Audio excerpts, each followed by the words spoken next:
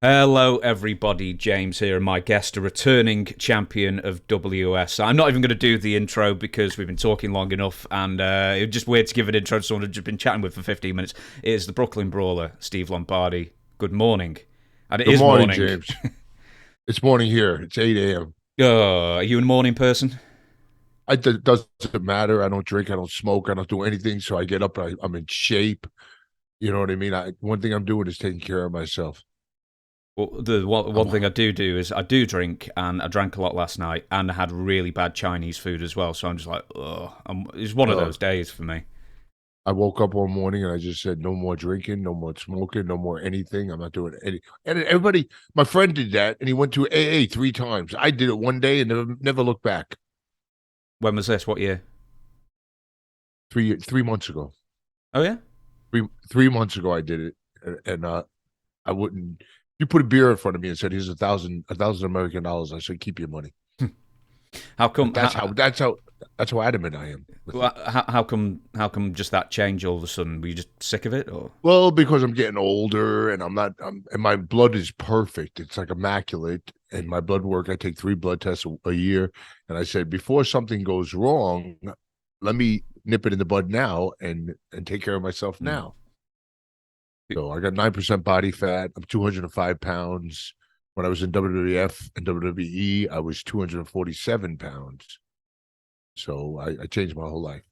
So are you going to be one of those people who like nip it in the bud before anything goes wrong, live to 100, one of those kind of cats now? No, you never know what the world brings. But like my dad, he didn't drink, he didn't smoke, he didn't do anything. He died of Lou Gehrig's disease.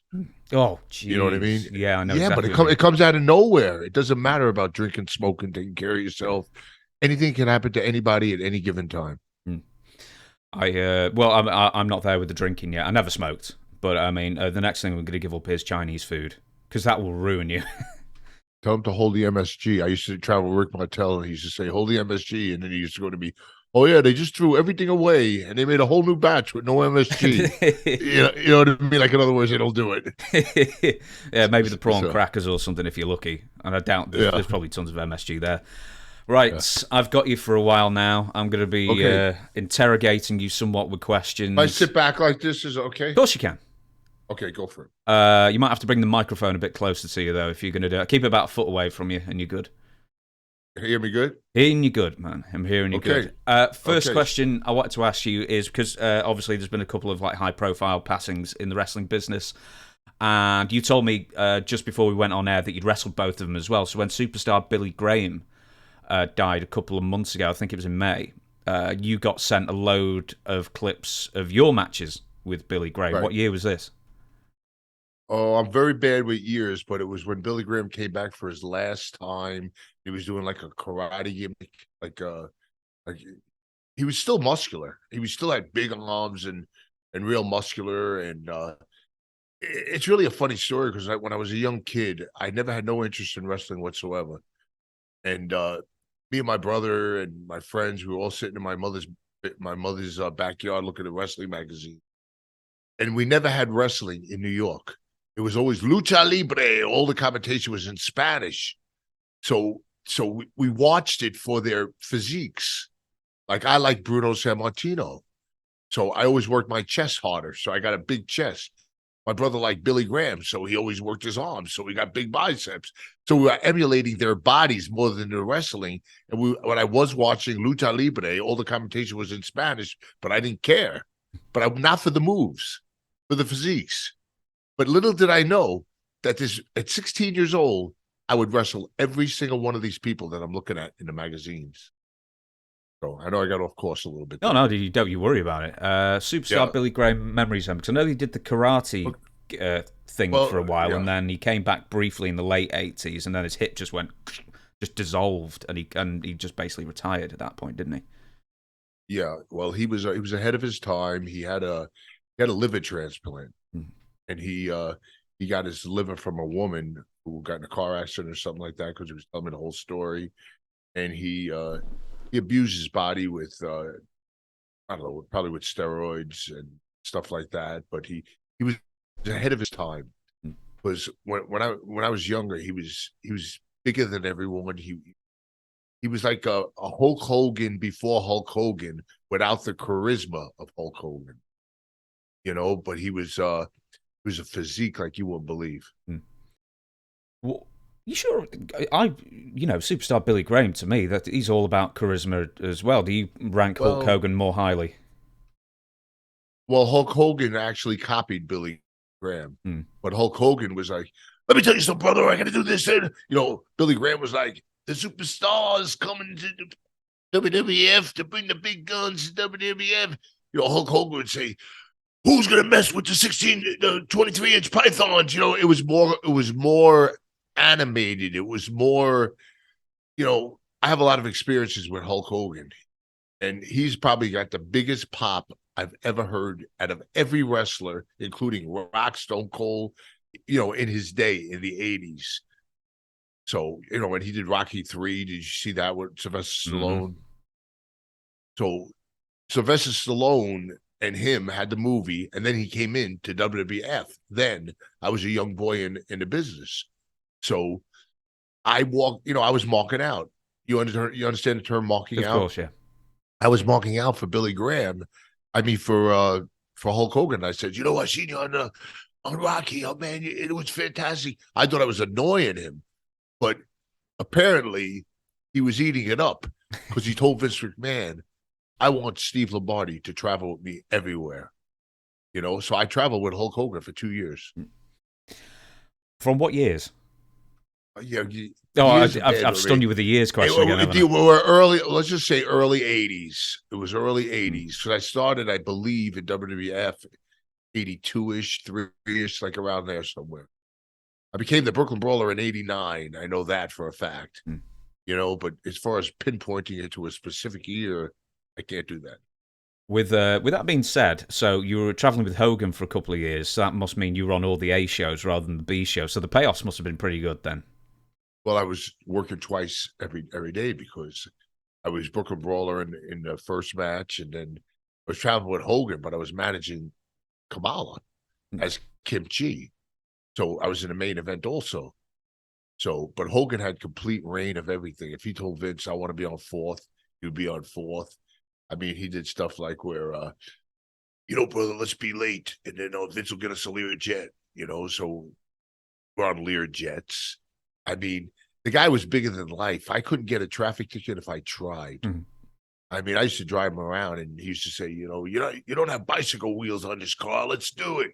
And I'm going 100 miles an hour on the highway. Any cop that stopped us would look at the car and go, "Hulk Hogan, holy shit." You know what I mean? And we couldn't get a ticket. We couldn't get a ticket. Even if one time we were drinking beer in the car. We were drinking beer in the car, and I told Hogan, I says, "Oh God, the lights are on us." I put the beer can underneath the car seat. The spring of the car seat punctured the beer, and the beer was shooting up into the windshield. The cop walks up to the car. He goes, "Hulk Hogan." He goes, "Oh my God," because it was so comical. I wasn't laughing, but he turned to us and he said, "I don't even know how to write this thing up." He goes, "Get out of here." That's what he's. How do you write it up? The beer is shooting up into the window. You know what I mean? It's crazy.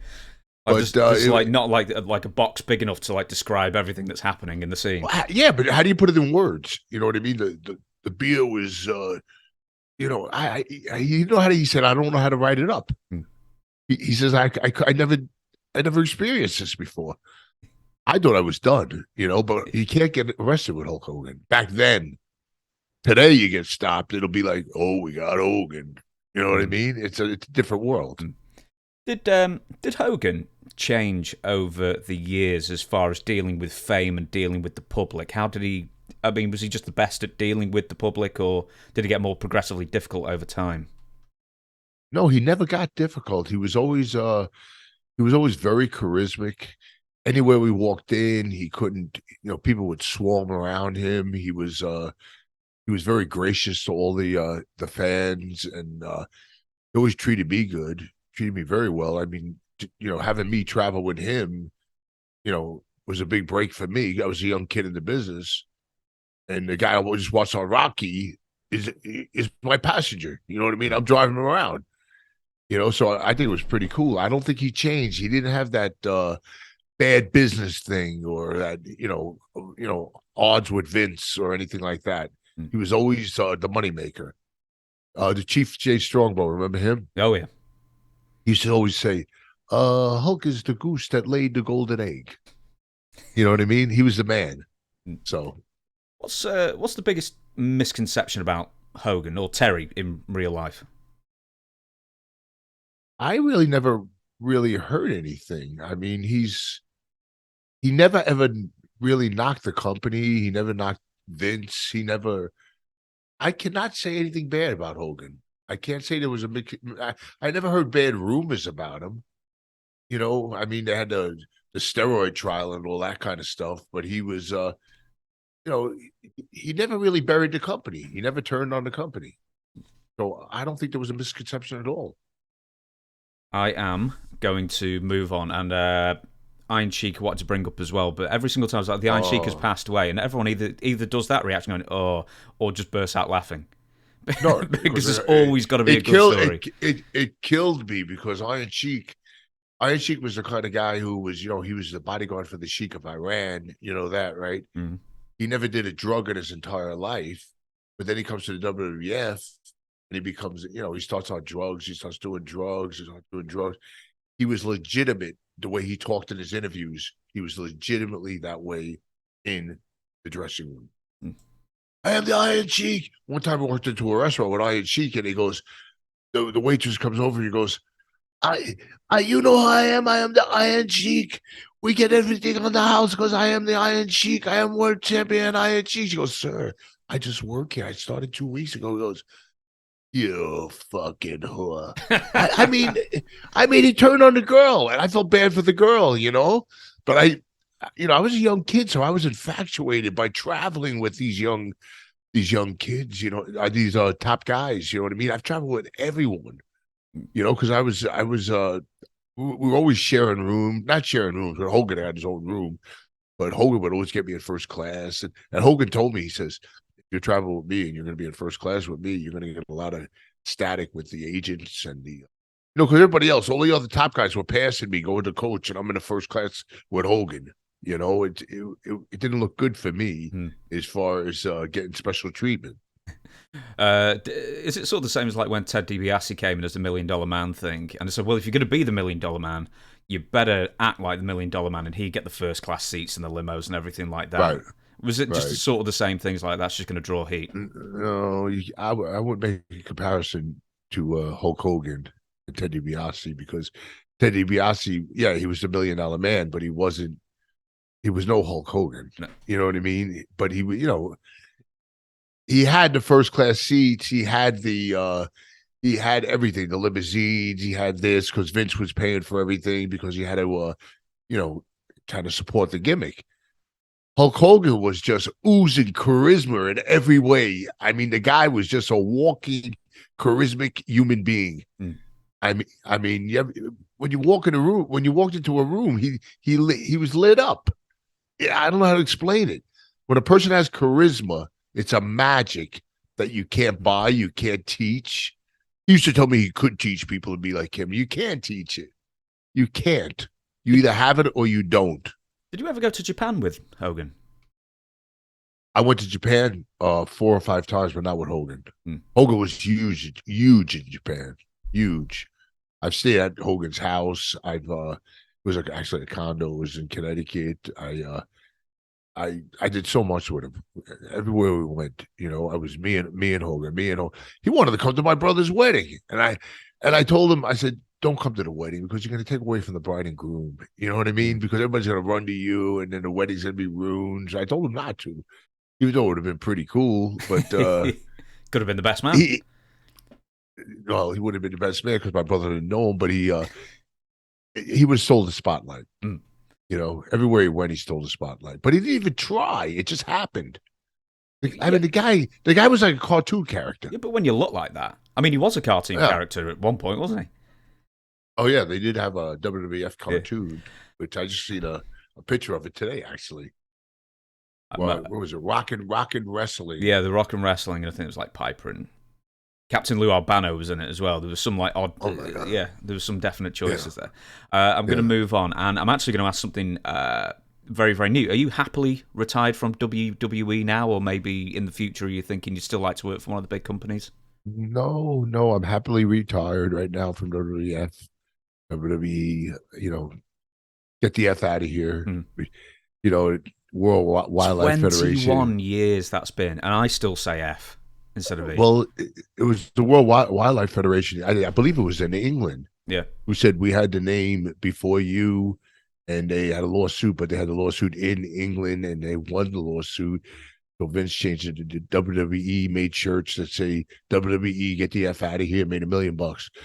You know what I mean? And WWF, which is the World Wildlife Federation, got hate mail. Yeah. You know what I mean? They got all the backlash on it. Yeah, the fund. That was in 2002, I think. I'm going to ask this from First Fan Questions. Weller asks, I'd like to know who Brooklyn Brawler's favourite wrestler is nowadays, if he has a favourite, and also if he got a job offer from AEW, would he take it?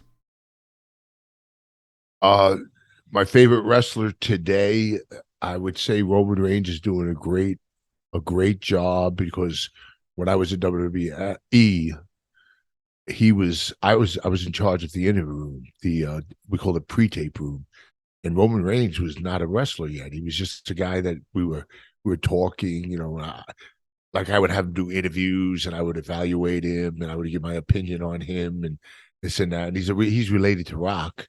He's very, very good looking guy. He didn't have the magic, but he had the look. He had the look. But apparently they shot him to the moon, and I don't know numbers, but he must be doing well, because they're keeping him there. Mm-hmm.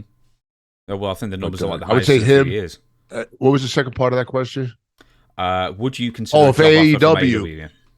if AEW offered me a job, I would respectively decline, because I do not want to travel.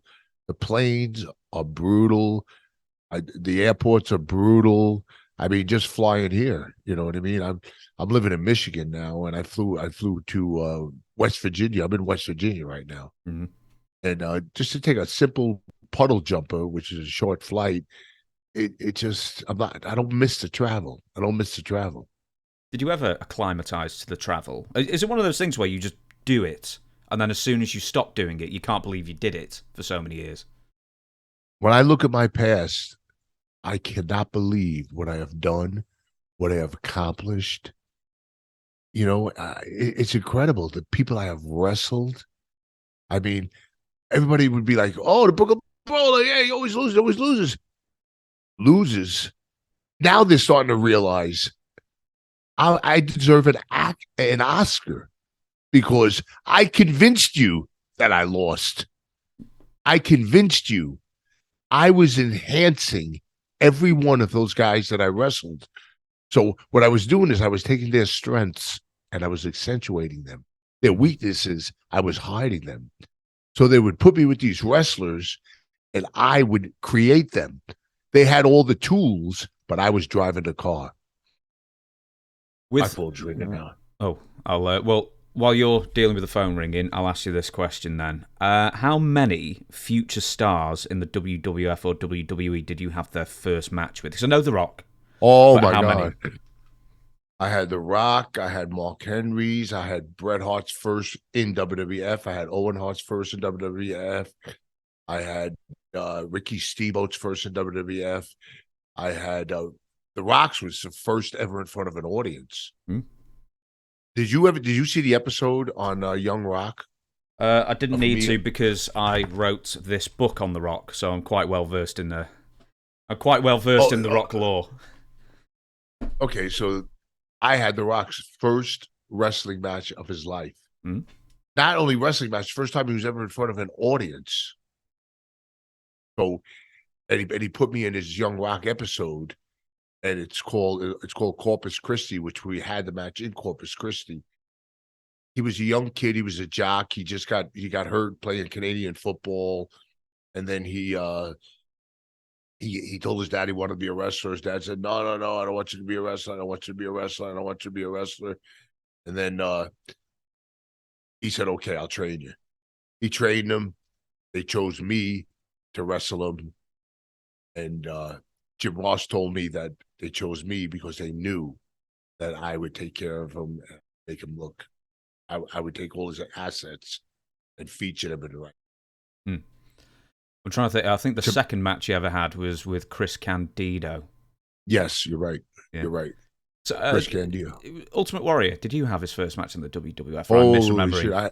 First 47 matches. Like when you watch that, what is it, Dark Side of Wrestling? Mm-hmm. Do you know that show? Oh, yeah. Yeah. Everything about it is negativity.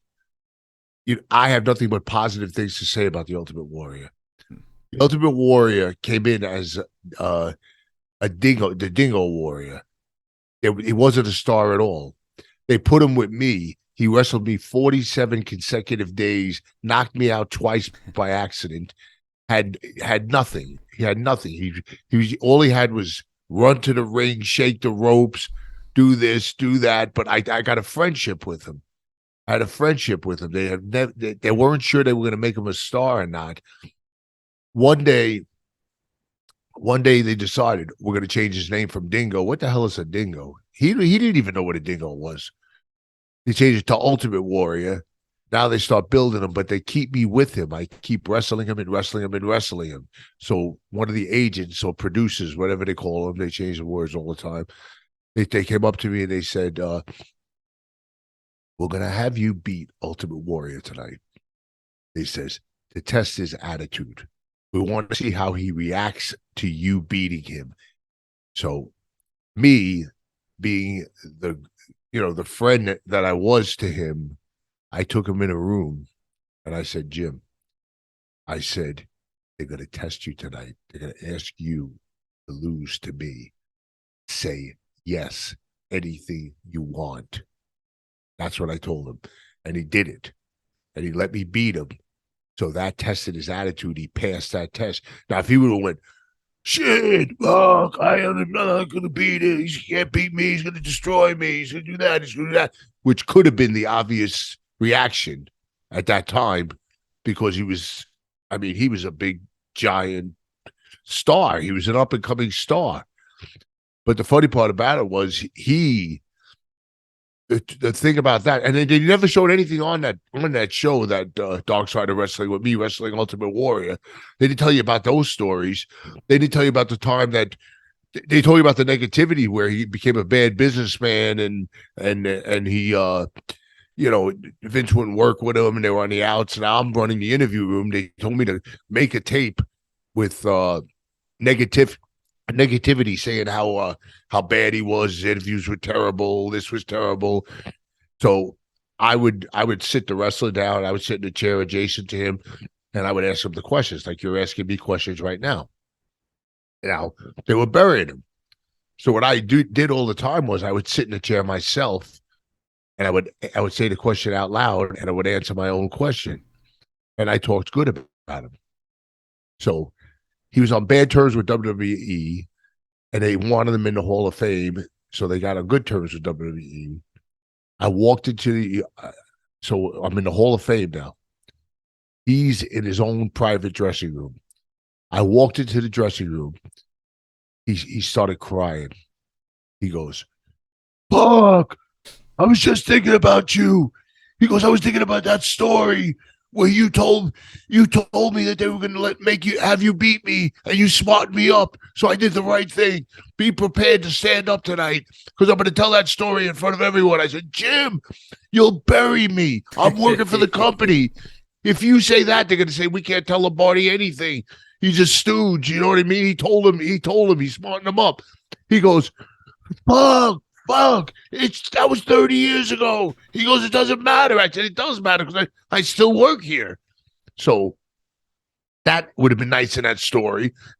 Excuse me. So he said, "Well, stand up anyway." So in the Hall of Fame, which they never showed that either, he said, "Steve Lombardi in the audience, please stand up." I stood up and he said, "Steve took a lot of my abuse, and he always kept a great attitude about it." Now, that's a positive statement. Don't put that in that wrestling show because that's positive. You can't say something positive. It's crazy. It's crazy. And then his interview before he died. Did you hear that? Oh yeah.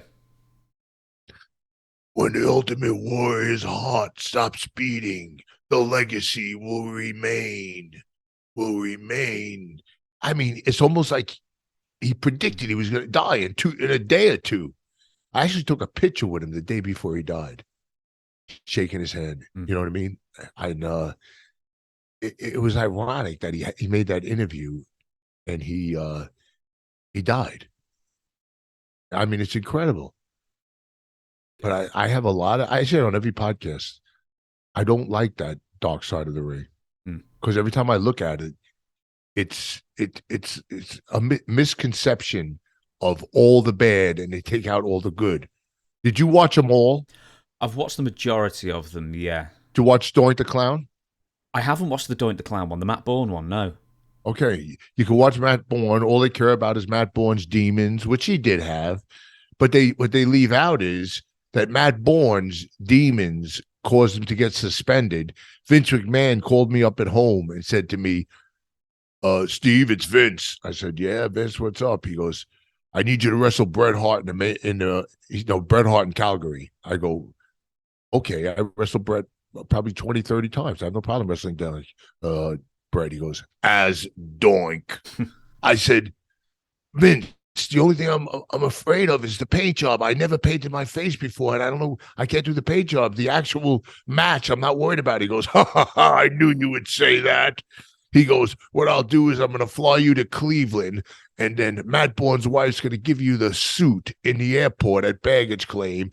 Then we're going to take you and fly you to Calgary, where Jill, the makeup girl, is going to teach you how to do the paint job, give you a diagram and all the paint and everything you need to do the paint job of the clown on your face. Then we're going to fly you to Calgary. Then you're going to wrestle Bret for the World Wrestling Federation Championship in Calgary in his hometown. And at that time, Doink was the top heel in the company. Do you think they put that in the story? No. No. They didn't even mention that I was Doink the Clown. I wrestled Doink the Clown so many times, all over Europe, everywhere. It's insane. I have the original outfit that Matt Bourne his wife gave to me, that it's all raggedy and beat up. And that's what gets me upset. I lived through every one of those stories, and yet they left all the details out. They left all the You think it's going to get to them that I'm saying this?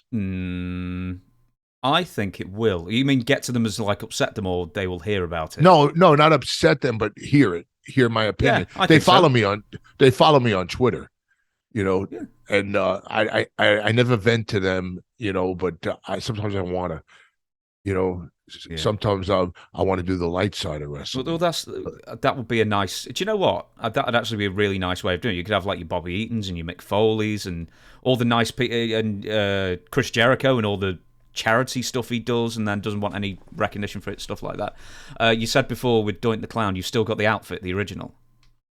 I had the original, but I sold it. Oh, I sold it. It went for a lot of money too. I was going to ask how much, or is that too personal? Well, you were gonna buy it? No, I wasn't going to buy it. I just want to know how much. $1,465 American dollars. Hey, that's not too bad. What? No, it was okay at the time, but I didn't realize when I got older how valuable my old memorabilia is. Yeah. Like I'm in an autograph session tonight, and I'm selling a jersey of Abe Knuckleball Schwartz. Remember that? Yeah. I'm selling that, and that's going to sell like in 2 seconds. Because it's ring worn, and But if I would have known, I would have saved everything. Because I could take a shirt off that says New York and sell it for $500 American dollars. I don't even know what the England money. Yeah, well, at the moment it's about £500. I mean, the exchange rate's shocking. Is your dollar more valuable than ours? It's pound. So like one pound is about $1.30, something like that. So it's not too big a difference. So we're stronger. No, we're stronger, but the pound has weakened considerably in the last few years. owing to, Okay. I won't get into the politics, but it's owing to Brexit. Right. It's owing to a million different things. Right. Listen, Right. I actually want to ask something about Warrior again. You said a couple of things that I wanted to bring up. One, you said he knocked you out twice. How did he do both of those times? Well, we're doing moves. I did a little chain wrestling. I put him into a reverse hammerlock. Do you know what that is? Yep. A hammerlock. He would elbow me to the head, but he would elbow me to the temple. But when he did it, it was real. You know, it was real. He really laid it in. And when you get hit in the temple a certain way, you get knocked out cold. And when you get knocked out cold, you're out only like 2 or 3 seconds, but then you feel like you're out an hour. You know, but he didn't do it on purpose. So I don't hold it against him. But I wrestle him and wrestle him and wrestle him and wrestle him. He would run to the ring and he would shake those ropes. You would pound on him, pound on him. I knew his strength was the electricity, the charisma, the excitement. I knew he couldn't come off the top rope. I knew he couldn't do this. So what I did, I concentrated on that. I would hit him. I would hit him in the back, hit him in the back, hit him in the back. He would start shaking, keep pounding him, keep pounding him. Then he starts shaking the ropes. Then I start backing up. Then he starts beating the shit out of me. And he picks me up, drops me, splashes me. I mean, I knew how to handle him. You know what I mean? He was limited in his ability. There's one more thing. There's one more thing as well, because I think Ken Shamrock last year sat in that very chair, and he said, "Well, I actually had a dart match in the WWF around '89, whenever it was, just when you were becoming Brooklyn Brawler, in fact." And he said one day he was at the gorilla position, and he saw Ultimate Warrior passed out completely, just in the gorilla position, with everybody just stepping over him because he just gassed out over the after his match. I was wondering if you've ever seen Ultimate Warrior actually passed out. I never actually seen it pass out. Let me just take this call for one pause. second. Oh, sorry, brief interlude there, but did you ever see Ultimate Warrior passed out completely in the gorilla position or anywhere else? I never seen him physically pass out unconscious, but I did see him breathing so heavy. He had no stamina. He would always get winded, but he ran full speed to the ring, shaking the ropes, the excitement in the ring. You know what I mean? I could see why he did, but he did have no cardiovascular at all. It was all muscles. Old School Pro Wrestling has asked, on the Warrior Self-Destruction DVD, you said on it, do you still believe that Warrior became a total package by 1990? So by the time he became WWF champion, do you think he'd gained enough experience? Do you think he was basically good enough to hold the be at the top of the company to wrestle all challenges? Yes, that would be around the time where he beat Hulk Hogan at WrestleMania. Is that correct? Yep, that's exactly it. Yes, that's one of the things I said on the DVD. I believe that he had all the tools at the time. What the tools are were the look, the charisma, the draw ability, if that's a word. He would draw money. Now, what's a good worker? Is a good worker a guy that comes off the top rope and does a move, or is a good worker that puts the asses in the seats? Mm-hmm. You know what I mean? Mm-hmm. To me, a good worker is a man that draws money. So you tell them, are they listening to me right now? No, so we're not streaming live. This will go up at a later date. Okay. And, right. My printer keeps printing out people's names in pink, and I haven't got my glasses on. Right, so Zantara has asked, one of my favourite tag team pairings was the Brooklyn Brawler and Bad News Brown. It made perfect sense. Two New York tough guys who could not get along, constantly arguing with each other and showing off. I only saw 2 matches with them as a pair, one against the team of the Blue Blazer and Hillbilly Jim, and the other against the Bushwhackers. I always thought they could have milked the Brawler Bad News team much more. What are your thoughts on the team and Bad News? I thought it was a good fit because he had the same similarities as me in a character, and I liked him as a person. He was a good guy. God rest his soul. He could it go farther? I don't know if it would draw money. No, I don't think it would. I don't know if it would have drew money. You see, it's not like it fits. It fits character wise, but will it make money? The name of the game is money, you know? And then you said with the Blue Blazer, right? Mm-hmm. Let's go back to the dark side of wrestling again. The Blue Blazer. I wrestled Owen Hart probably 20 times. I wrestled Blue Blazer probably 15 times. Someone just posted, actually Ryback, he just posted a video of me working with Blue Blazer. Do you think they showed me one time with the Owen Hart? No. No. I mean, why? Why? It don't make any sense. I mean, and then I'm looking at it, I'm going, oh my God, I wrestled. Oh yeah, Blue Blazer. I remember that. I wrestled him a bunch of times. I mean, I must have wrestled him more than anybody in the company. They didn't show anything. They showed one clip with Horowitz and him. I mean, I don't understand. And I love the people that commentate on it. You know, oh yeah, that was really tragic, and that was really this, and it was really good. No, there was a lot of good. There was a lot of good, and I know Dark Side of the Wrestling is about all the dark things about wrestling. You know what I mean? But let's talk about the good things. Let's talk about the bright side of wrestling. You know what I mean? A little bit. When you talk about the bright side, the dark side means more. You know what I mean? They go all dark, dark, dark, dark, dark, dark. You know what I mean? Put white next to black, black looks blacker. You know, does that make sense? Yeah. If you want, this isn't going to be like me plugging constantly. I've only written 2 books, but it also happens I've written one about Owen Hart. And you wrote that book? Of course I did. Look at that, 400 odd pages. It's massive. 100. Yeah, 160 pranks and ribs that Owen Hart did. I've collated into a book along with a full biography. It's excellent. Owen Hart was a huge ribber. It was a huge. I don't think I've got a story from you in that book, so you're gonna have to give me one now of Owen ribbing. Oh my God, there's so many. I just did a ribbing podcast about all the ribs. A specific Owen Hart rib was. Let me think now. Let me think. He did so many things. He used to call me Barrel Chest. He I don't know. He would be like smoke bombs in the dressing room and close the door, and the whole room would fill up with smoke. And he just did so many innocent ribs. Owen was a good guy.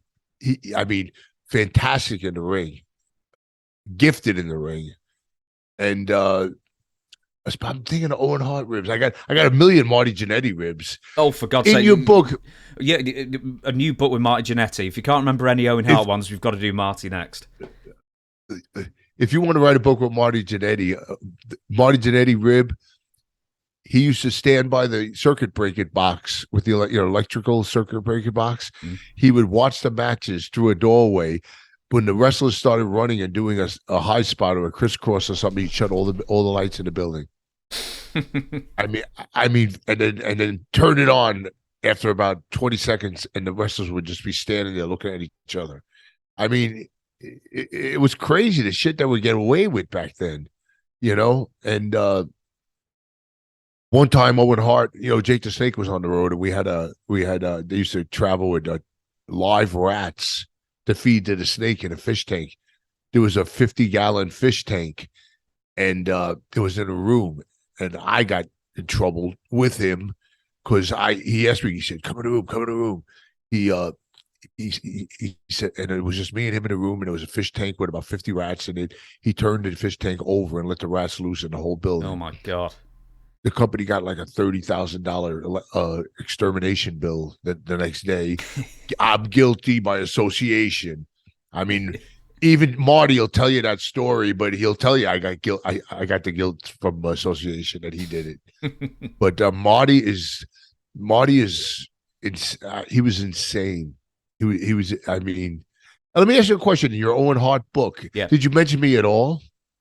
I don't know. I wrote it about 3-4 years ago. I'd have to ask me. Ask me if when we're done recording, and I'll search through because I've got the PDF here. I can search through. Right. If you didn't, then you need to do your homework, because I wrestled him so many times. Oh, in the biography portion, I've definitely mentioned you. I just don't know if I've got a prank story off you. No, not a prank story. I'm talking about me wrestling him. Yeah, me wrestling. You are him. Definitely in it then. Yeah. And how about the Rock movie book? Did you get that all right? With Absolutely, the Corpus Christi and all that stuff? Corpus Christi. He was wearing volleyball knee pads. He borrowed trunks from Haku. Right. I've got the Well, whole you got bit. that off the. Yeah. It was all I know. Rock since a little kid. I had his dad's first WWF match also. Did you really? You know, Rocky? two generations. Watch the episode, series two, episode 8, Young Rock. It's called Corpus Christi. There's an actor playing me. It was Colt Cabana. You know what that is? Oh, yeah. He plays me because he was the age that I was when I wrestled Rock. I was 37. And another actor from New Zealand who does a tremendous job. He plays Rock, and Rock commentates the whole thing. And it'll really give you a good insight of the wrestling industry because it shows you how Rock was never in front of an audience. He walks out in the audience, and the audience goes, "Get out of here. Go back to Florida. You're nobody. We hate you." This and that. I just said to him, and they show us talking in the ring. I said, "Rock." It wasn't Rock. It was Dwayne Johnson. And he says, I said, "Just shut up and listen to me." And then we had the match. I made him look good. I beat the hell out of him. I got him a reverse chin lock. And they show us talking in the reverse chin lock. He goes, "What do we do now?" I said, "You shut up and see if they care about you." That's what I said to him. And I was cranking his head. You got to watch that series.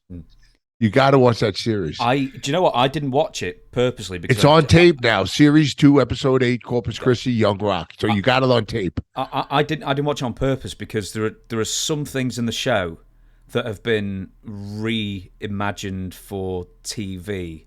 Do you know what I mean? The moves, so I didn't want to get any facts wrong on it. Yeah, I see what you're saying. There was a few things in there, like the moves in the ring, they weren't exact. Like he beat me with a sunset flip in the actual match. He beat me with a small package. You know, and Cole Cabana actually did a podcast with me after he did the show, and he asked me what was the similarities to the movie to the actual event, and I told him the differences in it. See, and, I told him, I said, "You did such a good job. You look more like me than me." I mean, the guy did a great job. He really did. Really did. I am sorry, Karen. Yeah, no. I'm going to move on now. And this chap here, Bullet Tooth Josh, has asked a very interesting question. Did the WWF/WWE ever have any legal issues from the Yankees with the NY logo on your shirt since it's trademarked by the Yankees organization? No. I actually wrestled in Florida with George Steinbrenner in the first row with his grandchildren with the Yankee shirt on. And I thought that was pretty cool that he was actually seeing me in the ring with the Yankee shirt.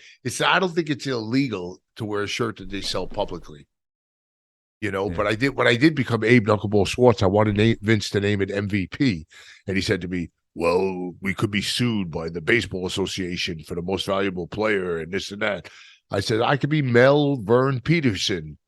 And he says, "Well, we're going to go with Abe Knuckleball Schwartz." I thought it was a rib, to be honest with you. But about 6 months later, MVP came in. You know what I'm saying? And now MVP's okay. You know, the stories go on and on, like the Abe Knuckleball Schwartz story.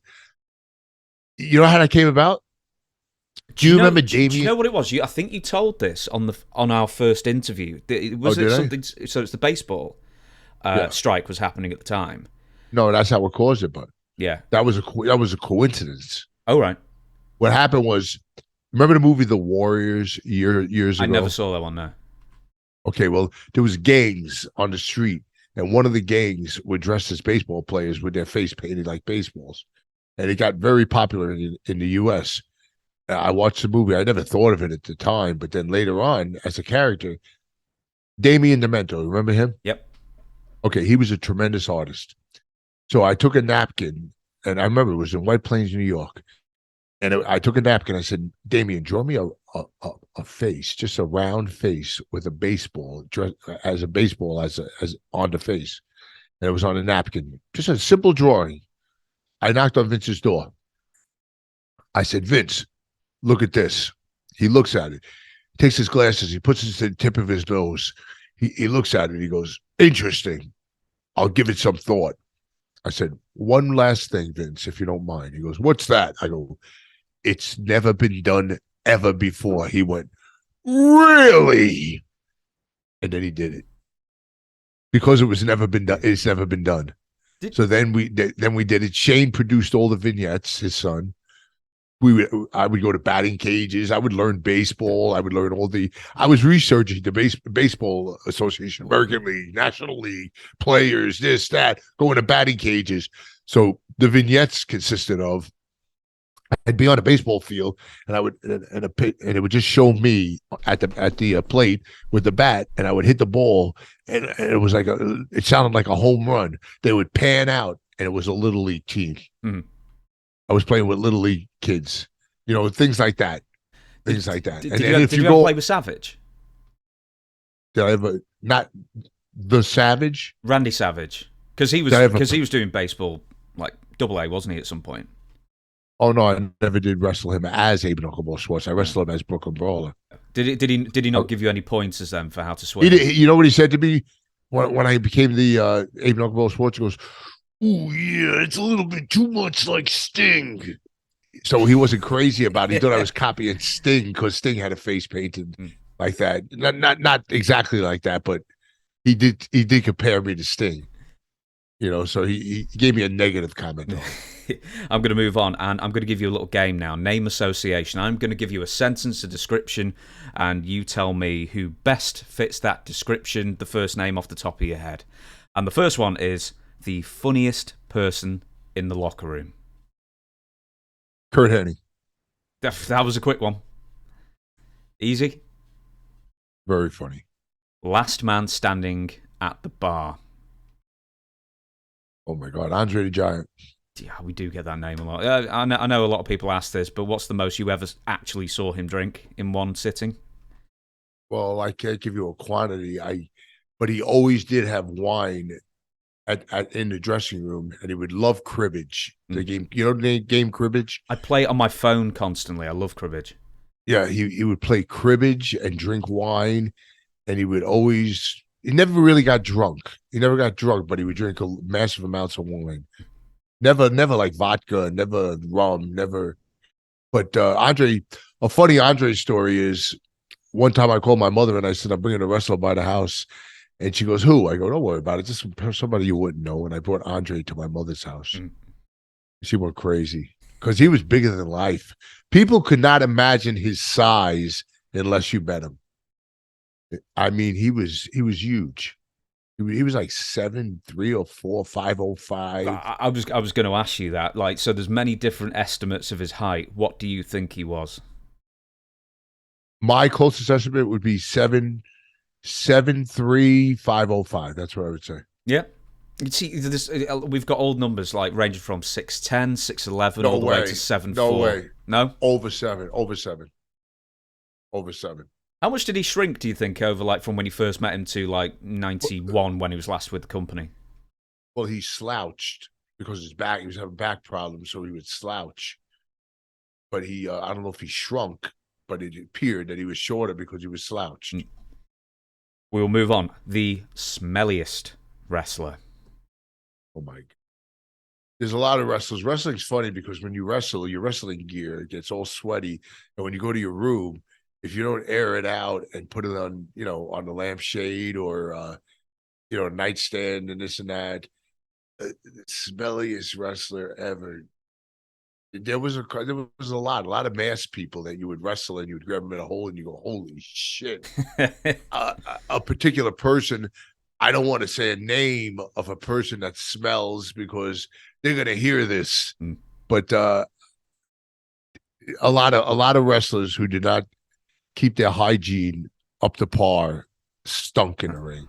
We get two names quite often. You can just say one of them. Vader and Balls Mahoney. Okay, I never wrestled Vader. I never wrestled him, but I would assume that he had a mask on too, didn't he? Yeah. Yeah, Vader had a mask. Balls Mahoney, the funny thing about him is I just met his son. Oh, right. His son is like his twin. He looks exactly like him. And I liked Balls. I never wrestled Balls either. He was an ECW guy, and he was like in a WWE for a cup of coffee. But I couldn't believe his son. If you looked at him, you would go, holy shit, it's Balls. The same look, the same bite line, the same everything. Exact. And I told his wife that. His wife goes, I know. I know. I could see it too.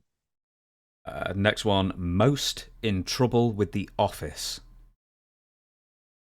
At the time, Shawn Michaels was a really boisterous, very hard to do business with. Not today. Mm. He became a different person. Back then, Mm. he was very boisterous. The most talented wrestler you ever worked with. Same answer, Shawn Michaels. I wrestled him in WWE. I wrestled him in WWE or it was E, I believe, in Madison Square Garden in the main event. Hold on to that. Hold on to that. I'm going to ask you about that later. We're going to get to that entire story. Bear with me on that one. Okay. The most dangerous situation you ever found yourself in the ring? Wrestling related. Could be in the locker room. Could be in the car park. It could be in the ring. Okay, this one also involves Andre the Giant. I'm in a battle royal, and he gives me like a big foot to the face. I fall down. He splashes on top. Well, he falls on top of me. He wasn't a big splasher, but he falls on top of me, and all the wrestlers jump on top of him. Oof. Now, could you imagine the weight? Andre kept his elbows on the mat, and he whispered in my ear, "I got you, boss." He kept the weight off of me by taking the weight himself, because literally Andre alone laying on me and giving me his full weight would have killed me. Mm. But he protected me, and I was always gracious for that, because that was scary. Yeah. That was scary, especially when you Don Morocco, Adrian Adonis, this one on top of Andre. They all jumped on it. There was about a good 6 or 7 guys on top of Andre, on top of me. And you know, hands are grabbing my privates and squeezing them, and they're doing everything they can to make me uncomfortable. But Andre saved my life. Was this a pre-arranged rib on you then, do you think? No, it happened spontaneously. We will move on. Stiffest / most reckless wrestler you ever faced? Oh, reckless. Well, Bret Hart works snug. I wouldn't call it stiff, but when he kicked you in the stomach, he kicked you in the stomach. It hurt. Mm. But he wasn't reckless. He wasn't dangerous. Dangerous, I'm trying to think. Warrior was a little bit dangerous. I mean, he knocked me out twice. and if you weren't careful, if you had him do things that he didn't know how to do, he would take your head off. Like the clotheslines were a little problem, because he would close on your face, so dangerous. I always danced around it. I knew who was dangerous. And as a particular person, I'm trying to think right now who would be dangerous. If you're dangerous, you wouldn't be in there. Yeah. They'd be revealed immediately, and they would be taken out. The most memorable scene or thing that you ever saw on an aeroplane? Oh my god! Well, did you watch the Dark Side, the plane ride from hell? That's quite a famous one. Were you on that? No, I wasn't on that. Oh. I wasn't on that. Were you on the original plane ride from hell in the mid-90s? Because I do a weekly podcast with Dutch Mantel, and he said that the entire roster was kicked off a flight to Germany, I think. There was a lot of dangerous plane rides. As soon as the alcohol started rolling, the boys would get rowdy. Mm. And on that one plane ride I was telling you that I was not on, they actually cut Michael Hayes' pigtail off. They actually, Kurt Hennig actually put shaving cream on Brock Lesnar's head. They started fighting on the plane. They slammed into the door, and everybody was really, really scared because their body weight and hitting a door at 30,000 feet, that door could have swung open. Mm. But airplanes were terrible, because wrestlers would do anything and say anything to anybody, and the people were getting so annoyed at us, and the wrestlers would just tell a person, "Shut up, and you can't tell the flight attendant, well, this person did this, this person did that. it was a different world back then. It was a different world back then. It's like in the 80s, wrestlers was so looked upon highly. In the 90s, early 90s, they were looked upon highly. As time went on, the world evolved. Mm. Now, when the company went corporate, I would say that changed a lot. The smoothest worker you ever wrestled? Oh my God, probably Undertaker. Really? He's like silk. He's like silk in the ring. I mean, when you touch him, he never felt in a million years that he would hurt you. Shawn is like that. Shawn looks like everything he's doing is so fancy, but I mean, he's like a feather. And then you just throw him to the corner and you say, "Do that thing you do." Hmm. Did you see that match I had with him in the Garden? I thought it was a house show match. No, it was a house show match in the Garden. Yeah, no, I've never seen it. Madison Square Garden. We will. That's a hell of a story because you're gonna want that one. I promise you, it's coming up. It's coming up. I like this one. Loudest spot caller. Oh my God. There's a lot of them. There's a lot of them where they would call and you hear the people in the first row go, "I heard that. I heard that." You know what I mean? But a particular person with a loud spot caller, they would usually cover their mouth, and I would say a lot of people. It probably happened a handful of times in my career where the people were a little bit too loud. Mm.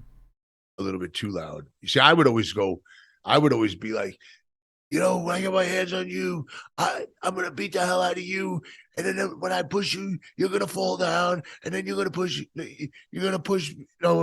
back, and then you're gonna push me, and I'm gonna fall down, and then after that, I'm gonna really give it to you. And I would tell them in the promo, you know what I mean? But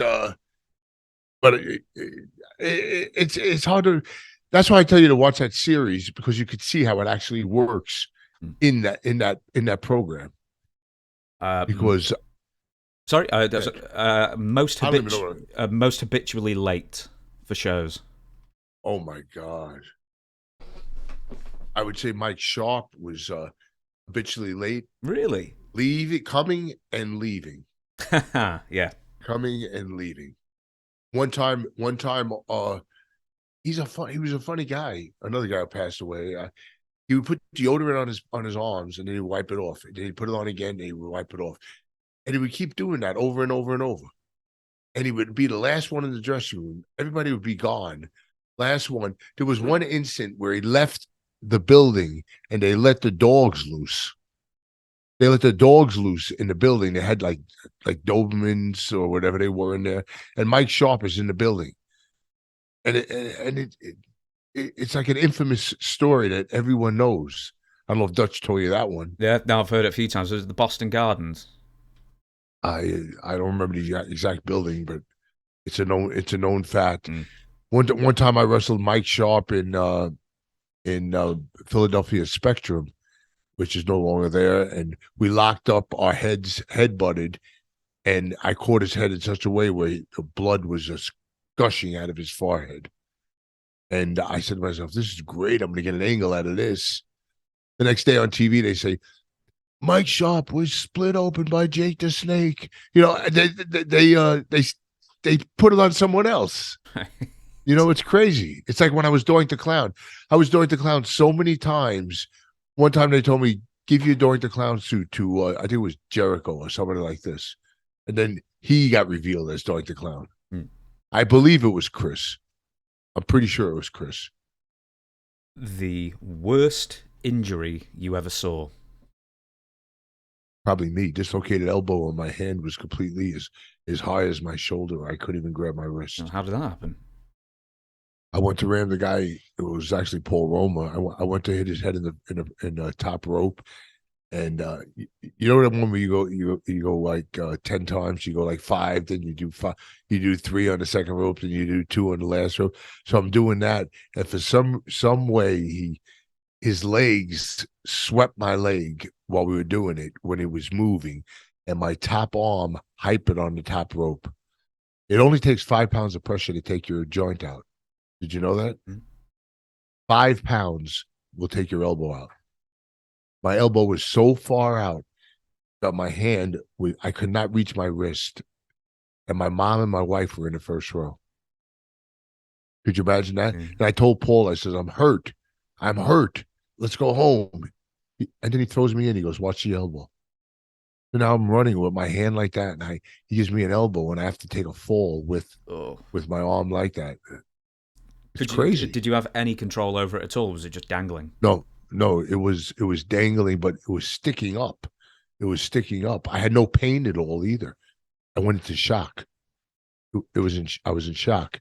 I was in Perth Amboy, New Jersey, and then I was with my mother and my wife and my brother, and we drove to the hospital, and they set it. They just took it and they shifted it in place. Boom! They put a cast on it, and then I said to myself, "Well, I go back to Michigan. I'm going to go to the Detroit Lions doctor." I went to them. He X-rayed it. He goes, "They left a bone in there the size of a dime." I said, "Oh my God!" They operated on my elbow. I was out 3 months. Really? I was going to ask how long you were out for, because so many of these injuries, you just have to stay on the road anyway. No, you couldn't stay on the road with that. 3 months out, locked up, first match back against the Rockers, lock up. First thing they do is grab the arm, because you always work the left arm. When you do so, if you notice in the wrestling matches, it's always the left side. Did you know that? Yep, unless you're in Mexico, and then it's all on the right side. Oh, well, Mexico's different. But if you go in the ring and a guy grabs your right arm, you know he's green. You know immediately, watch out for this guy. You know, so I lock up with the Rockers. They grab that arm, and I go, "Holy shit!" And then they're twisting the arm, and I go, "Oh my God!" You know, like, because I'm afraid it's gonna pop out again. You know, but it didn't. And, you know, knock on wood, and there is no wood. Knock on this Formica table right here. It's been good ever since, but I got scar tissue right on there. I mean, you can't see that in the camera. No, I can see it, yeah. There's a scar right there, and there's a big lump of scar tissue right there. I've got about maybe 2 or 3 more. So this one, most legit, tough, badass. Haku.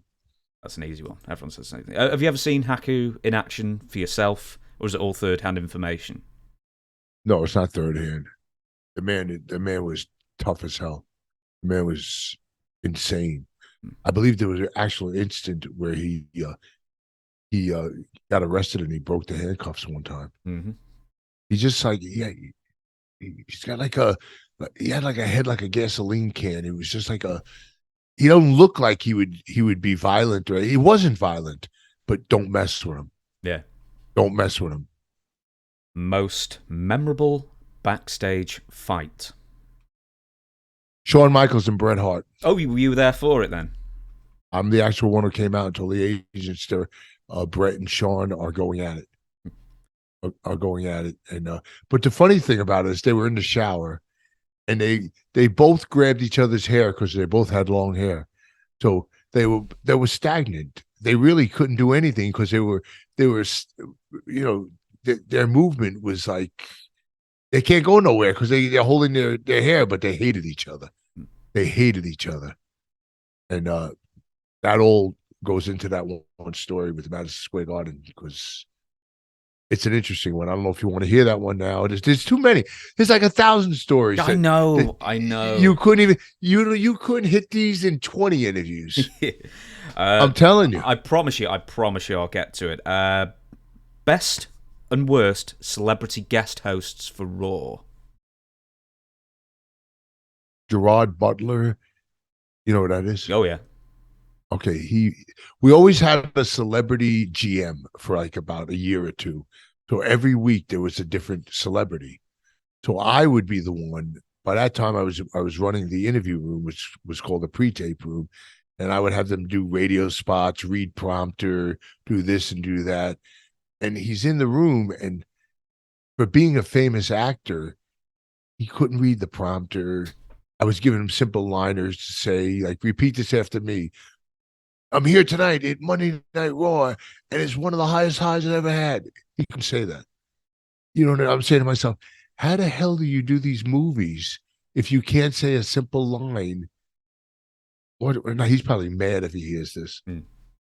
But I got to say, it was very not difficult, not being difficult, but not very spontaneous. Like some people are like very smooth talkers. You know what I mean? Like they could, like Kevin Hart. I interviewed him.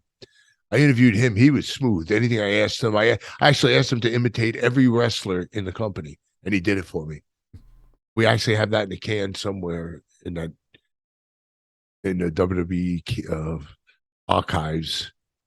There must be so much in the can that no one has ever seen that they don't even know they have. 150,000 hours or something like that of They content. don't know. They don't know, but they don't even know they have. They don't even know they have. It's insane. Were you there for the Al Sharpton Raw, where he tried to leave like an hour in or something? Al Sharpton, I was there for him. I did meet him. I did interview him. I actually had him endorse Jerry Lawler for the mayor of Memphis, and he did it. He did it. Right, I'm going to ask this one. This is going to be the last one, and it's going to be best enhancement talent. Who was the best carpenter out there who made the? You can't say yourself, but who were the guys who just made the people they were working with look like $1 million every time? Know where you go.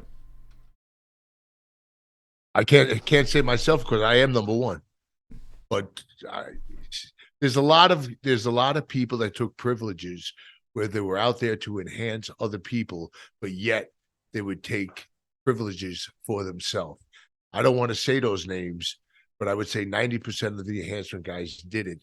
And the beauty about myself is, and I'm not putting myself on a pedestal, is I never did that. My job was to hide their weaknesses, accentuate their strengths, and don't worry about myself. Like if I wrestle Mark Henry, I say push me off, and I go all the way back, and I fly through the top and second rope. People at home are saying, "Oh my God, this is the strongest man I've ever seen in my life." You know what I mean? Other people would go back 2 steps. You know what I mean? Like go back 2 or 3 steps. I always took it to that next level. You told me not to mention myself, and it's a hard thing to do because everybody did it. Everybody took privileges for themselves, and I didn't, which contributed to my 32-year longevity. So we are going to move on from that game now, and something I would like to know, because obviously at some point in the 90s, it seems like, I don't know if it was in the 80s, I think it was in the 90s, you transitioned from full-time in-ring to agenting and other backstage roles. Can you tell me when you first, I know you're not great with years, you already told me that, but when you first sort of transitioned into a more backstage role, exactly what were your roles in any given week? Okay, I was, let me think, I became Booker Brawler in 89. I had Bobby for about 3 years, 4 years. Well, Bobby had me, I should say. I would say, okay, my duties or responsibilities were to do cold opens. You know what that is? No. A cold open is the video they show before a pay-per-view, which shows the story which led into the pay-per-view. So, like in other words, on the Royal Rumble, I'd have to get all the talent all in a line, faced like from point and spread out like a line. And I mean top talent, Undertaker, Triple H, Shawn. You know what a task that is to get all these people in there? One time I got them all in there. And then I did it all. It took all day long. The audio was no good. Things happened. So basically, I would send all this footage to the office, and they would build the footage into a cold open and add all the extras into it, and they did the cold open, even though I did all the work to get the cold open. Then I would do international reads. Like I would have a specific talent, and they would sit down and they would read all these lines. Welcome to the WXYZ 97 in UK or something like that. But there was to be hundreds of them, and they weren't getting paid for this. You know what I mean? But it was my job to get all this. I would do all the home videos, that you've seen. I probably shot 85 to 90% of those. Did you work with Like the Hillbilly one with the Jim in the home video department then at the time? yes. No, he wasn't in the home video department, but I did work with him in the ring. Well, what did Jim do then behind the scenes? Because I don't know if he was just like an ambassador for years after he sort of Yeah, retired from wrestling, yeah. but I don't think he did anything at TV tapings. You hear that car alarm? yeah. Don't worry Okay. about it. We'll get through it. Were you ever a road agent? You know, putting together matches, critiquing matches, reporting back to Vince on matches, that kind of thing.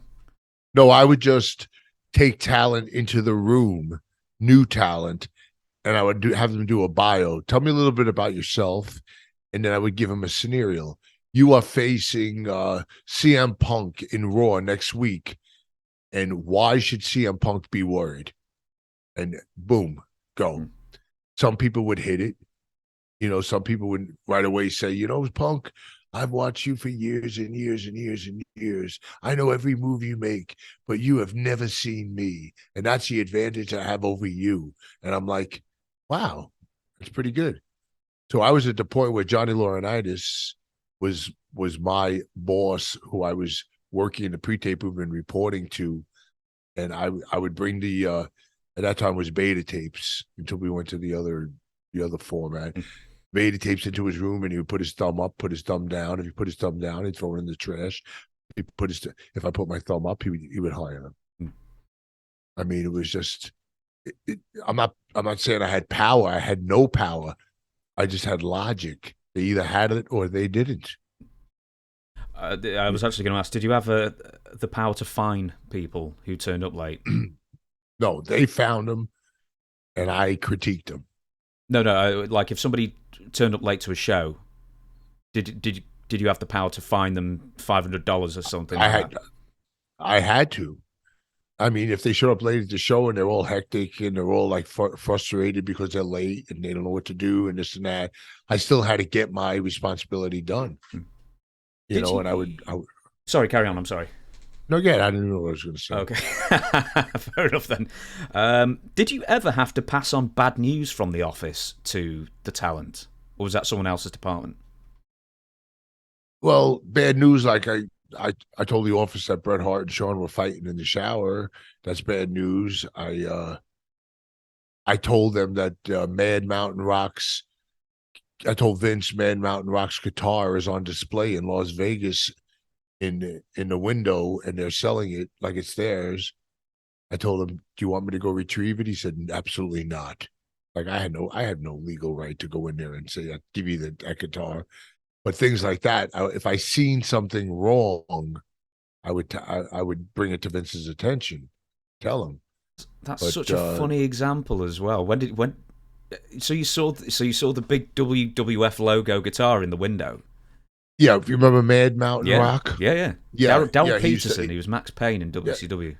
Yeah, he used to play it, and then I was in Vegas. I was walking with Harvey. Remember Harvey Whippleman? Mm-hmm. I was traveling with him. He's like my best friend in the business. We traveled for 20 years, and we're walking through Vegas, and we look in the window. We go, "Holy shit, that's Mad Mountain Rock's guitar." I said, "Oh my God, how the hell did he do that? He must have sold it to somebody. He sold it to Vegas. They sold it to Vegas. Vegas had it in the window, like it's like they were auctioning it or doing something with it, and it obviously wasn't legal because it was, it was owned. The trademark was owned by Vince, and it was there. I told Vince about it, and that's bad news. He didn't seem very concerned about it. He just like, okay, I don't like it, but I can't do nothing about it. Did you ever do scouting for WWE? So I know what you said before, like you were looking at promos or interviews beforehand and you give them the thumbs up or thumbs down, or Johnny Ace would. But did you ever actually go to, small-time wrestling events here, there, or everywhere to report back? No, I didn't. I think Jerry Briscoe did. He went to scouting and went to different towns, found talent, and recommended them to the company. I would critique him after he recommended them. Did you? In fact, I've already just asked that one. In your opinion, who were some of the best and otherwise maybe not the best road agents that you worked with side by side through the years? Who were the best ones? Best as far as what? Maybe giving the best finishes, coming up with the best ideas, being friendly with the talent and accessible with the talent, all round. Well, there was Jack Lanza, there was George the Animal Steel, there was Chief J Strongbow, there was I don't know, there was, as far as the best advice, I could tell you the worst advice. Go on. Well, one time, who was it? Tugboat. He was working a gimmick, and Chief had him going to the ring, going, "When the moon hits your eye like a big pizza pie, it's a morning." I thought that was terrible. Was that honest advice, or was that a rib? That was honest advice, and Jeez. he did it. And he did it. He gave good advice one time. Every time I wrestled, my wife would sit in the first row, and he goes, Miss Lombardi, please tell your wife when you're wrestling not to read a book in the first row. And I told my wife, I said, don't read a book when I'm wrestling. You know what I mean? Like, in other words, I'm getting my ass kicked and she's reading a novel. Mm-hmm. you know what I'm saying? That kind of gives it away. That was something that he critiqued. But there was a lot of with the agents and the producers, there was a lot of like ass kissing. They were like yes men to Vince. You know what I mean? They would tell him what he wanted to hear. You know? What did Vince want to hear as far as from the agents? Vince wanted to hear what he wanted to hear. He wanted to hear good things, not bad things. You know what I mean? Like one time Jack Lanza put out, he goes, when I walked in the arena, I felt the aura of Vince McMahon Sr. in the sky. And this and that. And they ate that alive. Vince and Lynn and his wife ate that alive. But come on. That is so cliche. It's ridiculous. You know what I mean? It's crazy. Like he did not want to hear things that he did not want to hear. Like, in other words, whatever Vince said was good. If something went right, it was because of Vince. If something went wrong, it was because of the other person. Mm-hmm. You know, but that's what most people, you know what I mean? Most bosses, you know, but I mean, I don't know if I answered your question or not, but Hey, it was a great answer. I think you did. It's fine. did I? Okay. Yeah. Okay. I mean, you know how much you scratched our interview? How do you mean? 3%. Like, in other words, we haven't even started. I know. It's just too much. There's too much. You're angling for another, like, a part 3 here, aren't you? This is going to be a part 3, part 4. There's got to be. If there's not, you're going to lose a lot. You're going to lose a lot. You should do it like that. Of course I will. Oh, I do. I do part 2s. That's why I ended up doing a weekly show with Dutch, because he's just got a mind full of information to harvest. You do a weekly show with me, I'll give you stories that'll knock your socks off. I bet you will. You know what I mean? Yeah. I'm telling you. It's endless. It's endless. I tell every podcast. There's another guy in England that is actually that sent me a request that I'm going to do a Zoom with him on August 26th. I don't know who the hell it is, but I know he's in the UK. You know, because he hit me up on Twitter. You probably know of him, but I don't not. I wouldn't know his name off the. You guys. I do wrestling podcasts. I don't listen to wrestling podcasts. I know nobody, pretty much, unless they're like massive. Then I will. You got a huge following, right? Yeah, pretty good. 152,000 subscribers on my YouTube channel, so it's one of the bigger ones, definitely. I got 158,000 followers on Twitter on Brawler Real, and a lot of them are from UK. Oh yeah, you know what I mean. A lot of UK followers. So if you're in the UK, follow me on Twitter on Brawler Real, at Brawler Real, 2 R's in the middle. Okay, I've just scrubbed out a question I really wanted to ask you, so I'm going to ask it now. I've lost the fella's name. In fact, I would just find it. Jamie Wardrop, in fact, has asked, many years in the ring and behind the scenes with you, who was a can't-miss talent you had pegged as the next big superstar who, for whatever reason, got crushed by the system or pressure or expectations? Well, I can't say who got crushed because people don't get crushed. People crush themselves. A talent that was not seen that I discovered, and they would contest to this, is John Cena. Mm-hmm. John Cena was in L.A. in a wrestling school, and I forget the guy's name. Oh, I know it. It's like UW something or other, but Yeah, one of those. the really small guy who broke in. Yeah. He had a mohawk. He called himself the prototype. So I'm running the interview room. John Cena's sitting around. He's a big, muscled up guy selling protein bars out of his trunk. You know, he's broke as hell. He's working in a gym. I said, "Hey, come into the interview room. I want to take a look at you. I want to see how how you talk, how you conduct yourself." He comes in the interview room and he says, "I say to him, do an interview and just do it. I'm not going to tell you what to say. I'm not going to tell you what to do." He fucking rattled off the best interview I ever heard, and then he did a thing where he rewound the interview in verbiage, like you know what I mean. I said, "Holy shit, that's ingenious." I said, "Okay, that's it. I got it all on tape." I knocked on Vince's door. I said, "Vince." He goes, "Yes." He always let me in and wanted to get my feedback. I said, "We got a ringer." He goes, "Really?" I says, "We have a ringer." I brought him into the interview room. I said he hit it on the money. I mean, the guy was fantastic on the mic. He goes, "Really?" He goes, "Who?" I go, "That muscled up guy with the mohawk that we don't even look at, that we don't even pay attention to." He goes, "Tell the writers to put him in the ring against Kurt Angle." He says, "Take him off the dark match and put him on a TV match." Without knowing his what he could do in the ring. And I don't know if you ever seen that match. Yeah. That's how that match became. And everything I say, if you said that to John Cena, he would say it's completely 100% true. I mean, he said it on I don't do TikTok, you know what I mean? But he said, my nephew said to me, "John Cena just put you over on TikTok." They said, "Who's the most influential people in your three most influential people in your career?" And he named my name as one. Because I did that. I listened to his interview. I went to Vince, and I had Vince actually notice him. You know what I mean? Yeah. And actually acknowledge him and actually put him on programming. And they were going to get rid of him after 6 months, weren't they? They just weren't paying attention to him. Warrior was like that. He was sitting there for months where they were just passing right by him. You know what I mean? It just happens. It just happens. And I opened the door for Cena. And he'll tell you that.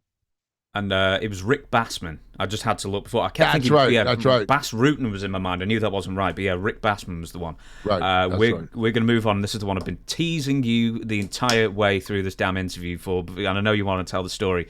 Talk to me how you ended up in 1997. You ended up with one of the biggest wins of your career in Madison Square Garden. I'll let you tell the whole story, but for starters, who came up with the pitch that you would win the Battle Royal? Okay, this is how it happened. There was a Battle Royal. The Madison Square Garden ran like every month, every other month, like that. So there's this Battle Royal scheduled.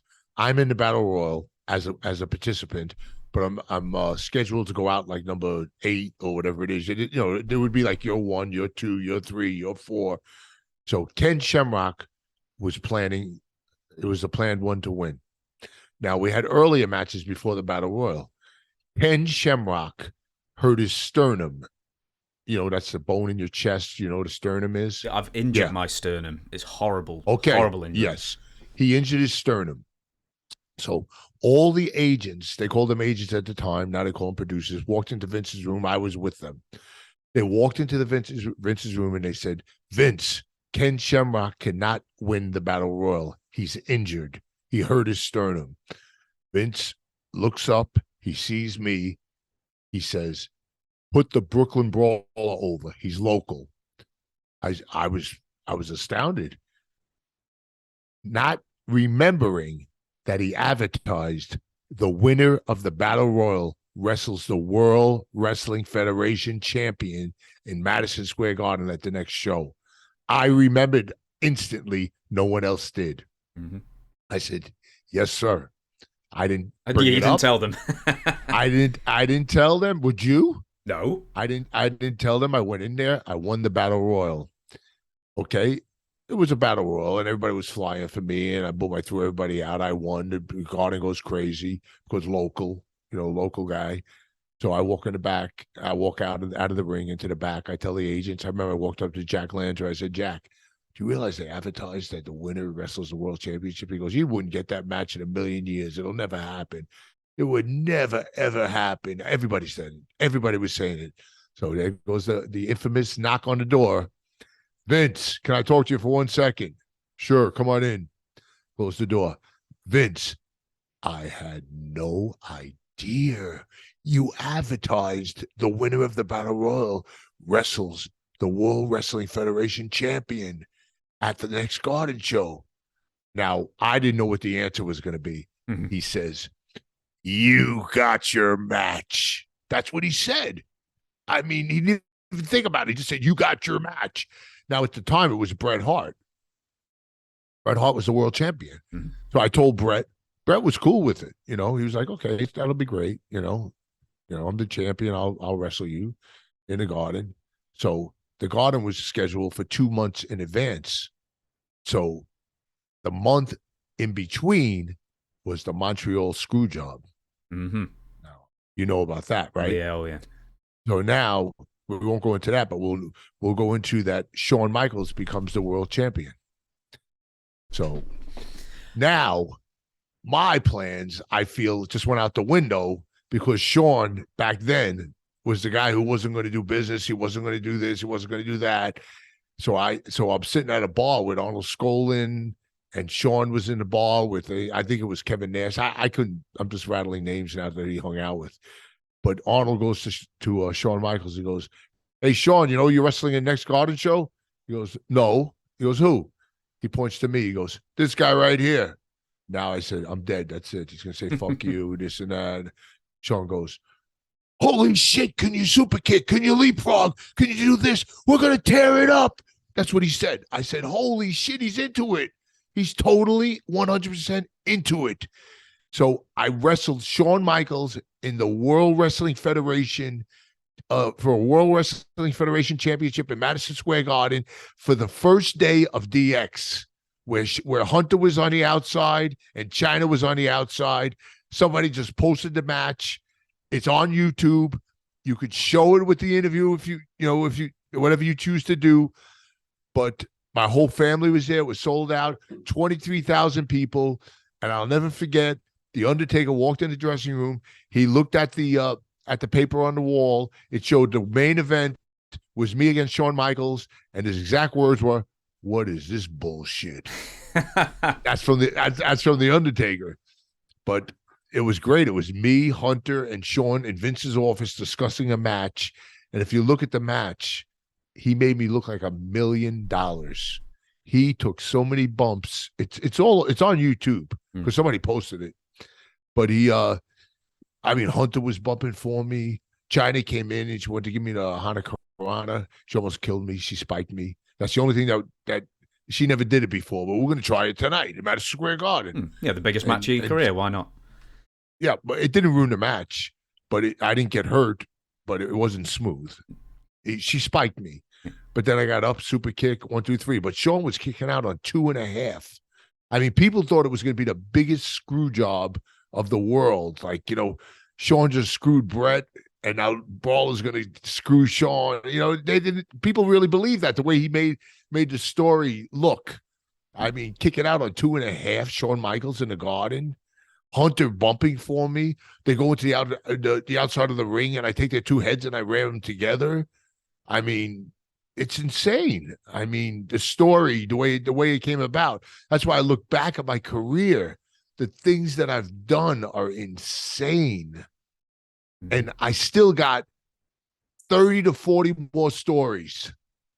Well, That's what I'm trying to tell you. You got to do part 2. I'm going to ask you another story then. Here's another story. What are you going to make it 4 hours long? No, for God's sake, no. I'm only paying for 2.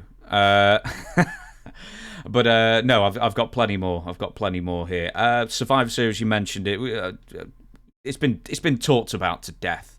Do you remember? I'll ask you a couple of brief questions that people don't ask very often. Do you remember the day after and what Vince McMahon said in the all talent meeting? The day after the screw job? Yeah. He really stood silent, where a lot of people think it was a work and a lot of people think it was real. I think it was real. I asked Brett if it was a work or real, and he didn't give me an answer. But when you think about the outcome, Brett got like a huge $1 million deal with WCW. Vince became the biggest heel in the company. It had all the outcome of being a work, but I don't think it was a work. This is what Sean told. I mean, what Brett told me. He said I told Sean that I was going to put him over in my hometown in Montreal, and Sean replied to me, "That's more than I would do for you." That's what Sean said to him. He said, right there, I told Vince I will not put Sean over. He said, I would put Brooklyn Brawler over, but not Sean. He said that, and he told me that if I wrestled him in the Garden in that show, he wasn't going to kick out. And I told Brett, I said, Brett, if you didn't kick out in the Garden, I would have got fired because I didn't throw my body off your body. You know what I mean? You didn't have like a heart attack and go, ugh. It's the truth. If he did that willingly, I would have got fired. But he told me. And if you ask Brett if that's a true story, everything I've told you is not embellished at all. They will tell you it's the truth. Because I discussed all this with every one of these talents. In fact, I was going to ask you about what Brett said, because I think he put it in his book to say, hey, I'll happily drop it to the Brooklyn Brawler. I know he said Ken Shamrock at one point, but I think he was injured, as you say, with a sternum injury. But I think by that time he was back already.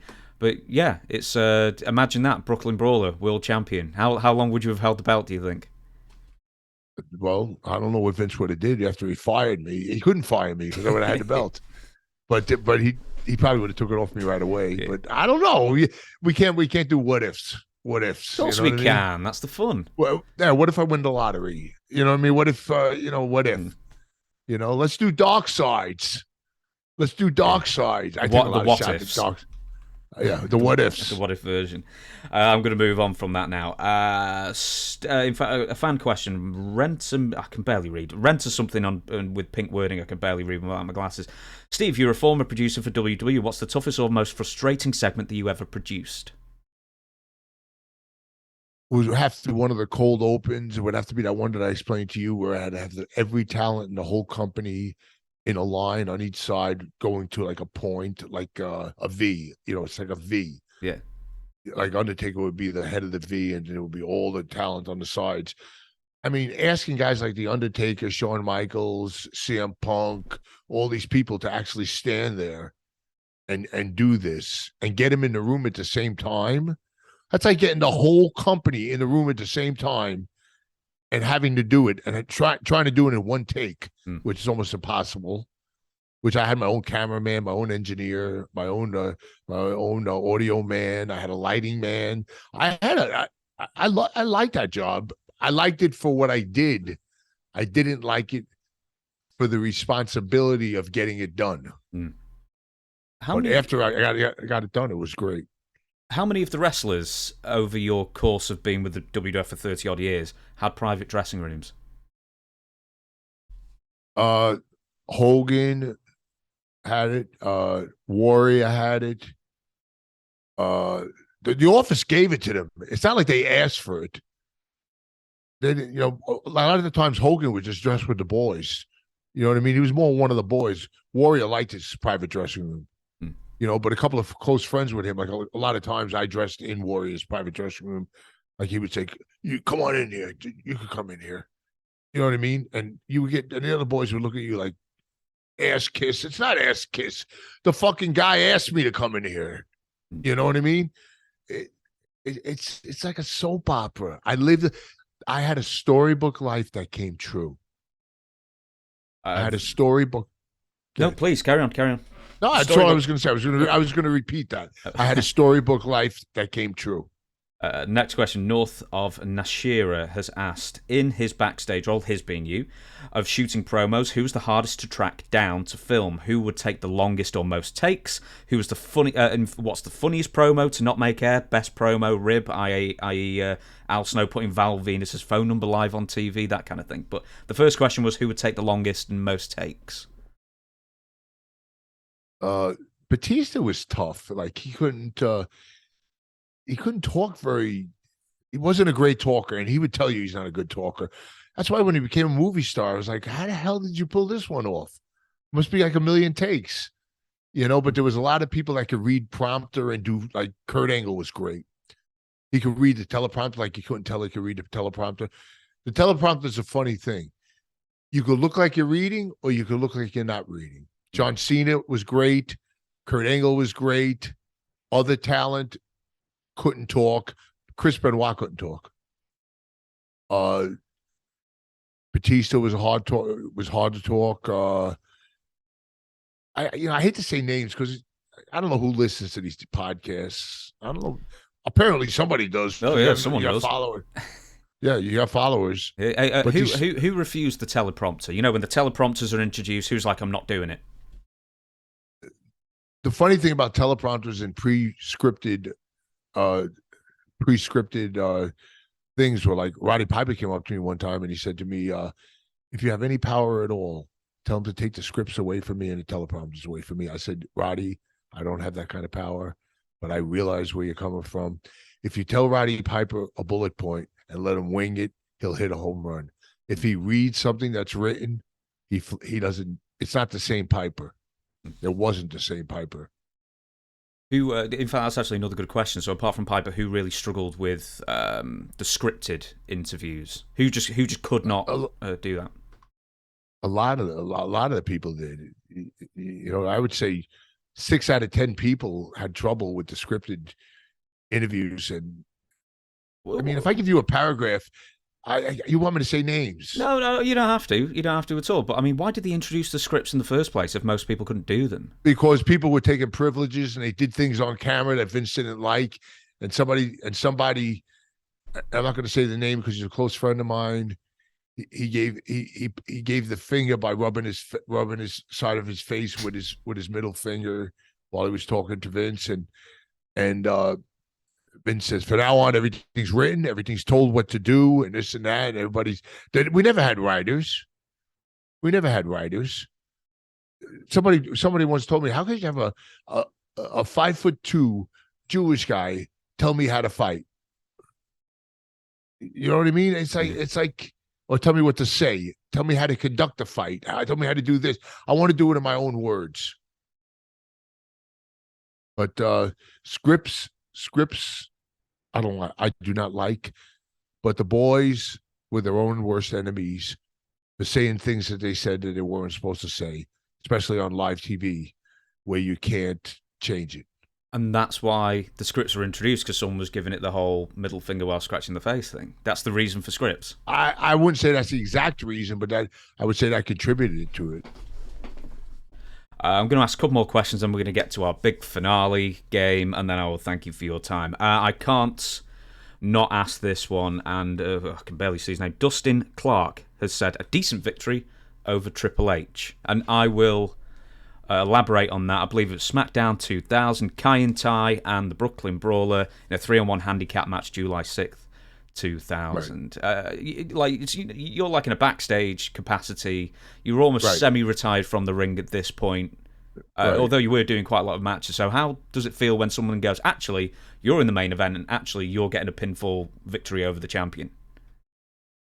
Well, this is how it came about. Mick Foley was the GM of the show, at that time for months and months, and he told Triple H he had a beef with Triple H, and he said, you're going to start from the beginning and you're going to earn your way up. He goes, and Triple H is, cocky, I'll do whatever you want. I don't care. I could beat anybody on the game and I can play the game and this and that and this and that. And so Triple H comes out. Nobody has any idea what's going to happen. They play Kai and Tai's music. Kai and Tai comes out. They both come out.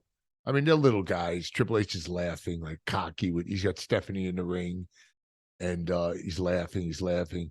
And then the music hits again. Then I come out.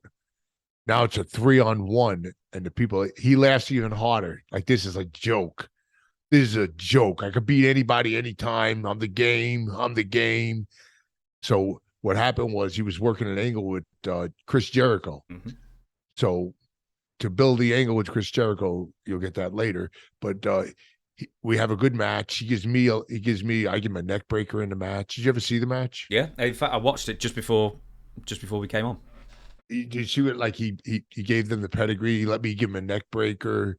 I think I gave him a clothesline over the top rope. I did a few things too. He gave me a lot of offense.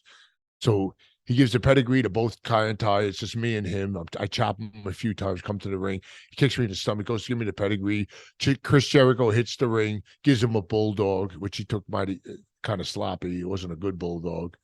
And I pinned him. And on the commentations, Michael Cole goes, and the Brooklyn Brawler just beat Triple H. I can't believe I'm saying this on SmackDown. The Brooklyn Brawler beat Triple H. Then they shoot to the screen, the Titantron, and they show Chris Jericho at the limo of Triple H saying to the limo driver, Triple H told me to take your limo tonight. And he had a really bad night. He just got beat by the Brooklyn Brawler. And he gets in Triple H's limo. And Triple H just watches this on the Tron. He's going crazy. And then he drives out of the building with the limo, and Triple H looks at me and he beats the shit out of me. He starts punching me. He gets revenge on me. And then when I come back to the dressing room, he says to me, "Yeah, but you needed Triple H to beat me." I says, "Yeah, you just need a sledgehammer." You know what I mean? Like in other words, it's all fake. It's a movie. It's a movie. And we told it, sports entertainment. We're entertaining you. The guys that I beat, a lot of them I could beat up in the dressing room. So I deserve an Oscar. I deserve an Oscar because I convinced you that I was getting beat up and making this guy look fantastic, and you believe it. So give me an Oscar. That's what they should have. They should have the Hall of Fame, they should have the Slammies, and they should have the Oscars. That, you know what I mean? Does that make sense to you? Yeah. Was Triple H always business in these kind of situations? He was business then because nobody would ever believe in a million years he'd let the Brooklyn Brawler beat him. You know what I mean? So he was business there. But, I mean, it worked for him. You know what I mean? Vice president of the company. He's married to the boss's daughter. He's got 3 daughters. He's I don't have no bad words to say about anybody. You know what I mean? I'm just telling the truth. I sort of wondered if it's, would he have done the same for Taka or, Taka Michinoku, or was it just because I'll definitely do it for the Brooklyn Brawler? You had that sort of cachet, that respect. Life works that way. The underdog always means more than anybody else. That's why the Rocky movie, he was the underdog. And like Mr. T or whoever the champion was, he was the champion. He wants a number 1 contender, but they choose Rocky, who's just a preliminary boxer. He's the underdog. There's more excitement in the underdog winning. Did you ever see Cinderella Man? No, of course, yeah. Yeah. You see how he got hurt, and he was a big champ. Then he became an underdog, and he couldn't beat nobody. So him winning meant more than a top guy beating a top guy. A bottom guy beating a top guy is news.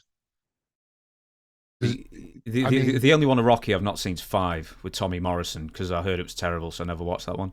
I didn't see that one either. No. I don't think anyone else did either, to be honest. No. Let's do one more big question, then we'll get to the finale. How close a personal relationship did you have developed with Vince McMahon over the years? Was it always, worker, employee, employer, or could you go out for restaurants with him and have a laugh? I did go to restaurants with him. I ate dinner with him, and he acted like a normal person. And I said things to him that normal people wouldn't say, like, you know what I mean. I told him the inmates do run the asylum, and I told him shit like that, and he would just laugh. He knew what was going on. You know what I mean. He just accepted it. Is he a tyrant? No. Is he a good person? Yes. Is he got an ego? Yes. Is he narcissistic? Yes. Was he my friend? Yes. Did he like me? Yes.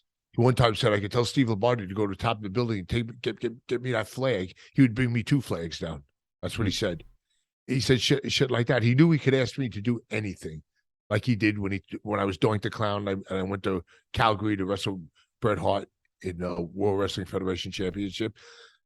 Isn't that hard to believe that the Brooklyn Brawler wrestled in Madison Square Garden for the WWF World Championship, and Brooklyn Brawler wrestled in Calgary against Bret Hart, the biggest star in Calgary, for the WWF World Championship? How could that be? How could that be? I wish the people are starting to wake up. They're starting to say you're an architect. They're starting to say shit like that instead of the word jobber, which never offended me one bit, because everybody who has a job, it's a jobber. Well, the thing is, I always say enhancement because a lot of people have into, like, Lanny Poffo or George South or whatever. I always say enhancement because they always find jobber. I don't give a shit about it. I think anybody who has a job is a jobber. I think Rock is a jobber. He's a jobber for the movie theaters, and well, he has his own production company. He's a bad example, but everyone that has a job is a jobber, and their boss is a jobbie. Mm-hmm. A job just means that you have a job. It doesn't mean you lose. Jobber don't mean lose. A loser is a better word than jobber. But the funny part about it is I wasn't losing. I was winning. I was making stars. You were cashing checks. Yeah, it wasn't about the money. It was about making stars. And I took pride in making talent realize what they had. It's like they had all the tools, but didn't know how to use them or when to use them. And all I did was direct traffic and tell them, do it now, do it this, do that, do this, do that. And then anything they did that was weak, don't do this. Don't do this. And that's what I did. Mm. That's why my longevity lasted. That's why it lasted. If you want to make Vince McMahon laugh, what would you do or say? What was his sense of humor? Tell him something that an employee would never tell him. Like one time we were at dinner and I picked up the check. And he says, you pick up that check. He goes, you're going to be finished. I says, you cannot stop me from being generous. One time I wrestled Red Rooster in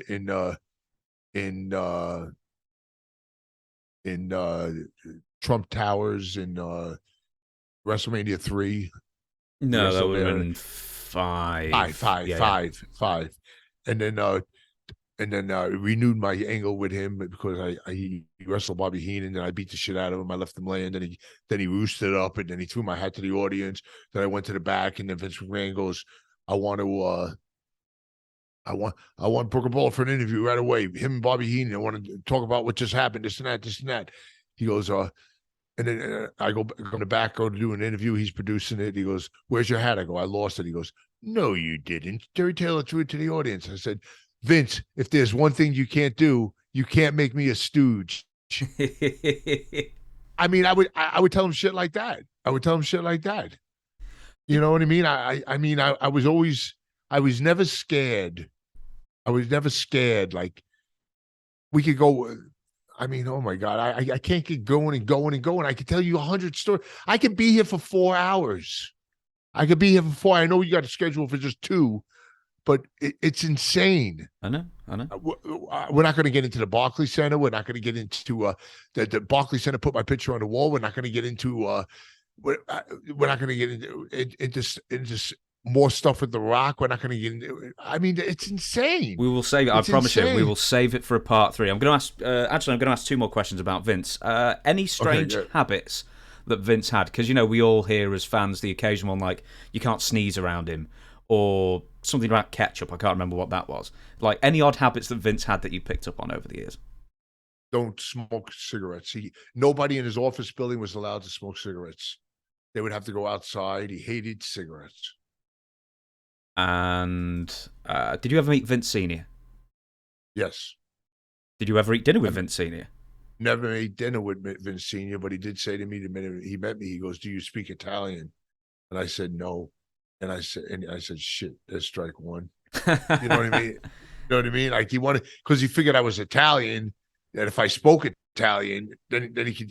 I was more marketable to him. Mm. Like Salvatore Bellomo comes in, he's like talking Italian like crazy, this and that. But he had to look like like the Mario Brothers. You know what I mean? He didn't have a good look.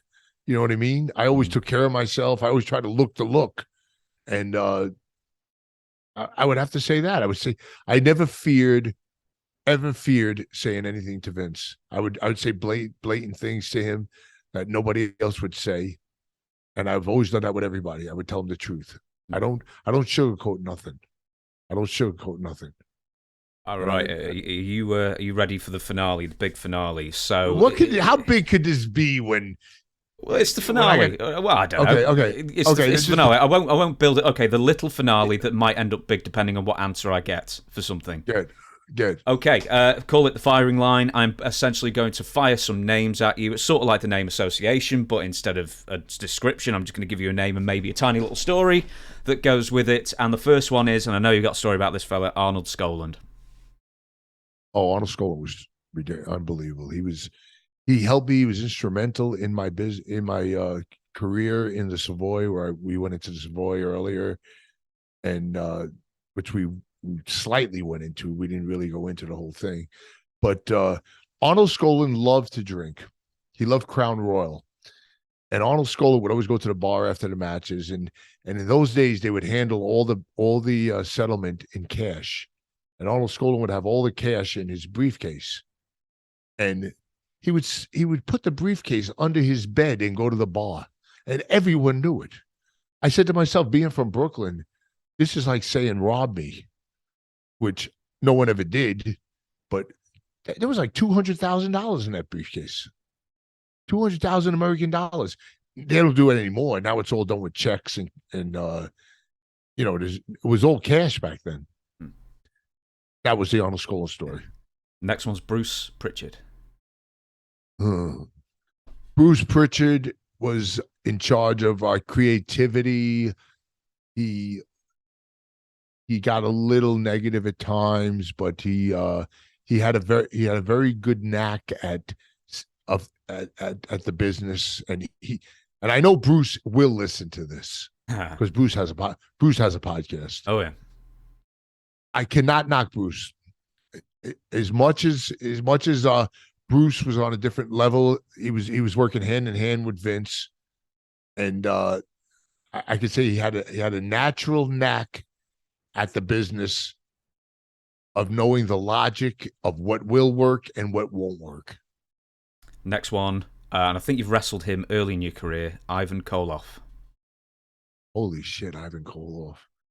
Ivan Koloff, I actually wrestled him many, many times. Actually, very early, when I was getting married, I remember my wife used to sit with Ivan Koloff's then wife or girlfriend or whatever she was. Ivan Koloff was a bodybuilding machine, and he had a back, and he curled up. He curved his back like a turtle, and you would pound it, and you'd be like pounding a shield, and very, very odd. Like he would eat an onion like an apple.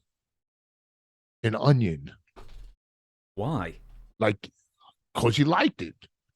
Was it like tears streaming down his face? I mean, I can't cut one of them things. No, that was his thing. He just liked it. And he told me one time, he goes, when you go to the gym, he goes, don't matter how much you do and how little you do, just do everything perfect with strictness. You know what I mean? That's what he told me. And I wrestled him many times, always liked him, and I have nothing bad to say about Ivan Putski, and Koloff. I mean Koloff, and I have nothing bad to say about him. Sorry, I'm not after anything bad for you to say about him. Why do you think he's not in the Hall of Fame? He seems maybe the biggest glaring omission. Hall of Fame. You know who belongs in the Hall of Fame? The writers. The writers belong in the Hall of Fame. Okay. Because they look at the Hall of Fame list. I was 6-time world champion. I mean, I was written in to have the championship 6 times. I mean, let's face it. You're told and written in to win the championship. The championship is not real. This is not UFC. Mm-hmm. You know what I mean? This is sports entertainment. We are telling the people we are entertaining you. We are not telling the people that you legitimately won the world championship 6 times. You get what I'm saying? No, I get it. Let's move on. Bam Bam Bigelow. Bam Bam Bigelow, I wrestled him a bunch of times. He always had high blood pressure. He he was very agile for a big man. I remember when he wrestled LT. Hmm? He That was pretty big. LT screwed me over too.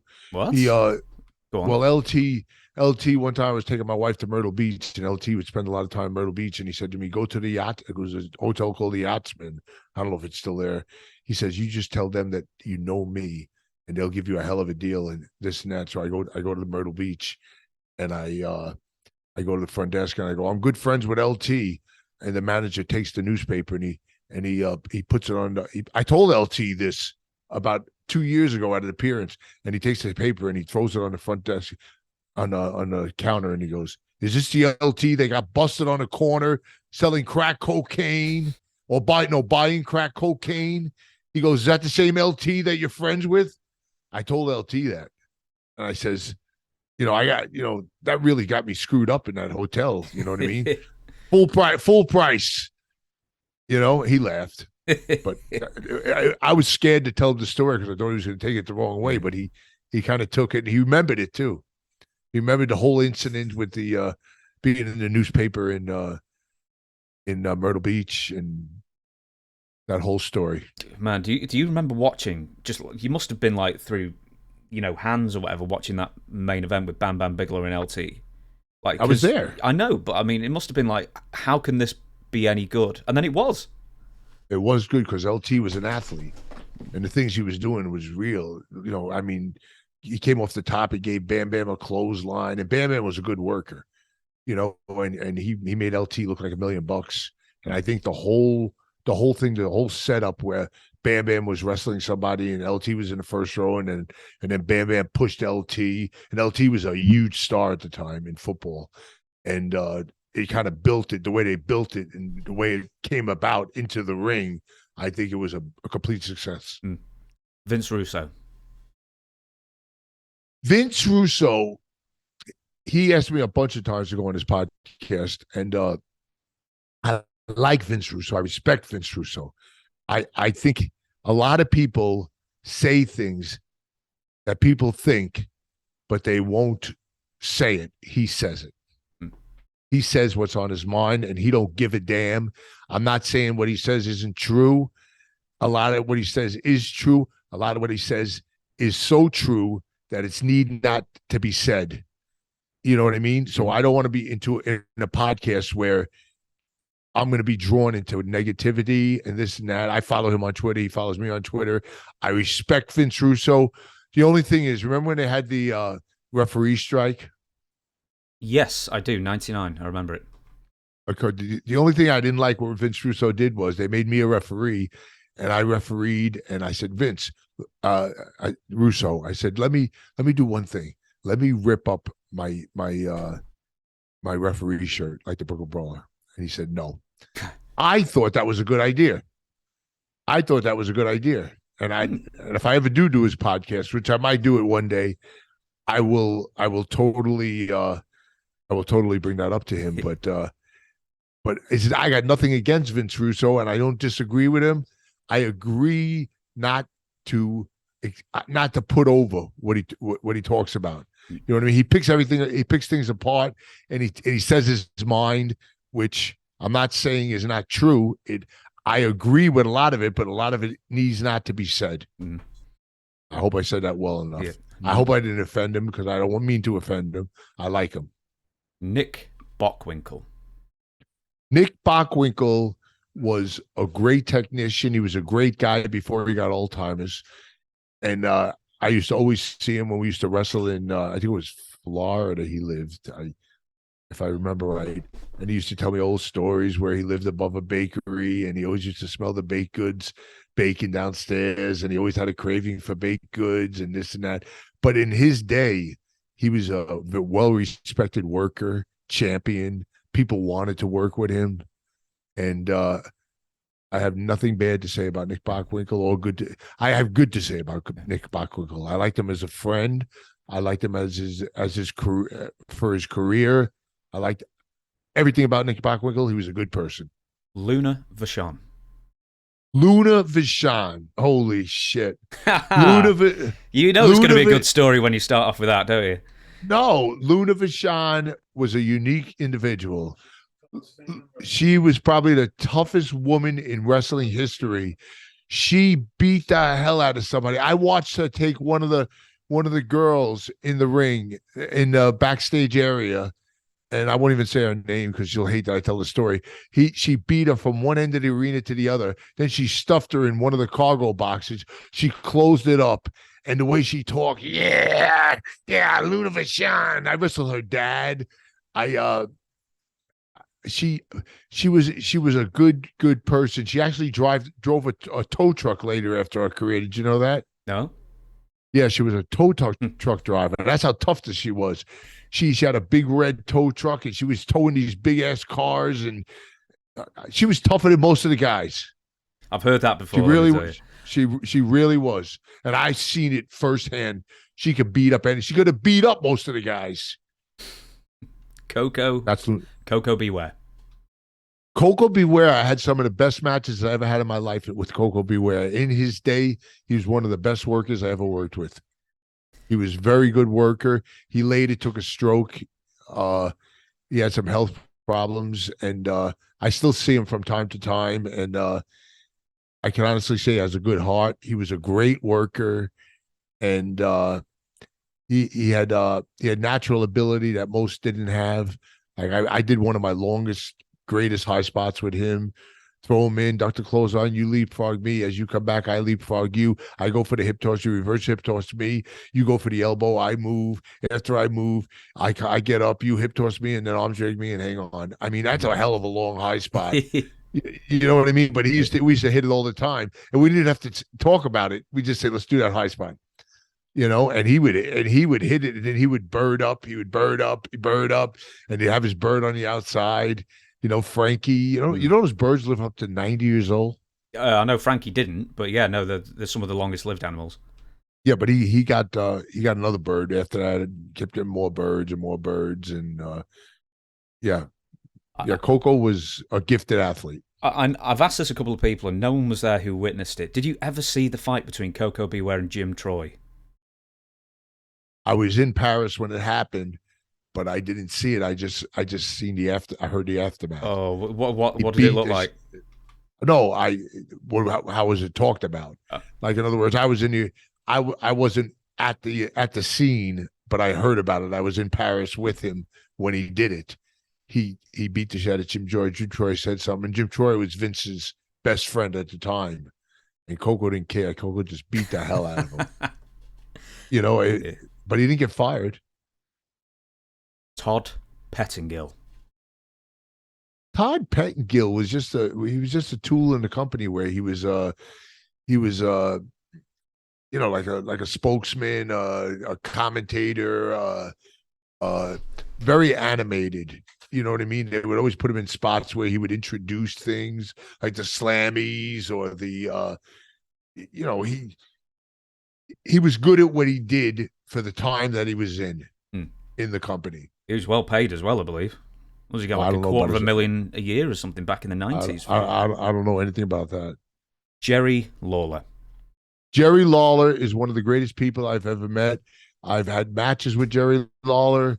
I've booked Jerry Lawler because I used to have a wrestling territory in a school. And Jerry Lawler is the only guy I know that can get more out of less. In other words, he doesn't go around the block to cross the street. Today, everybody goes around the block to cross the street. Jerry Lawler gets more reaction out of doing less.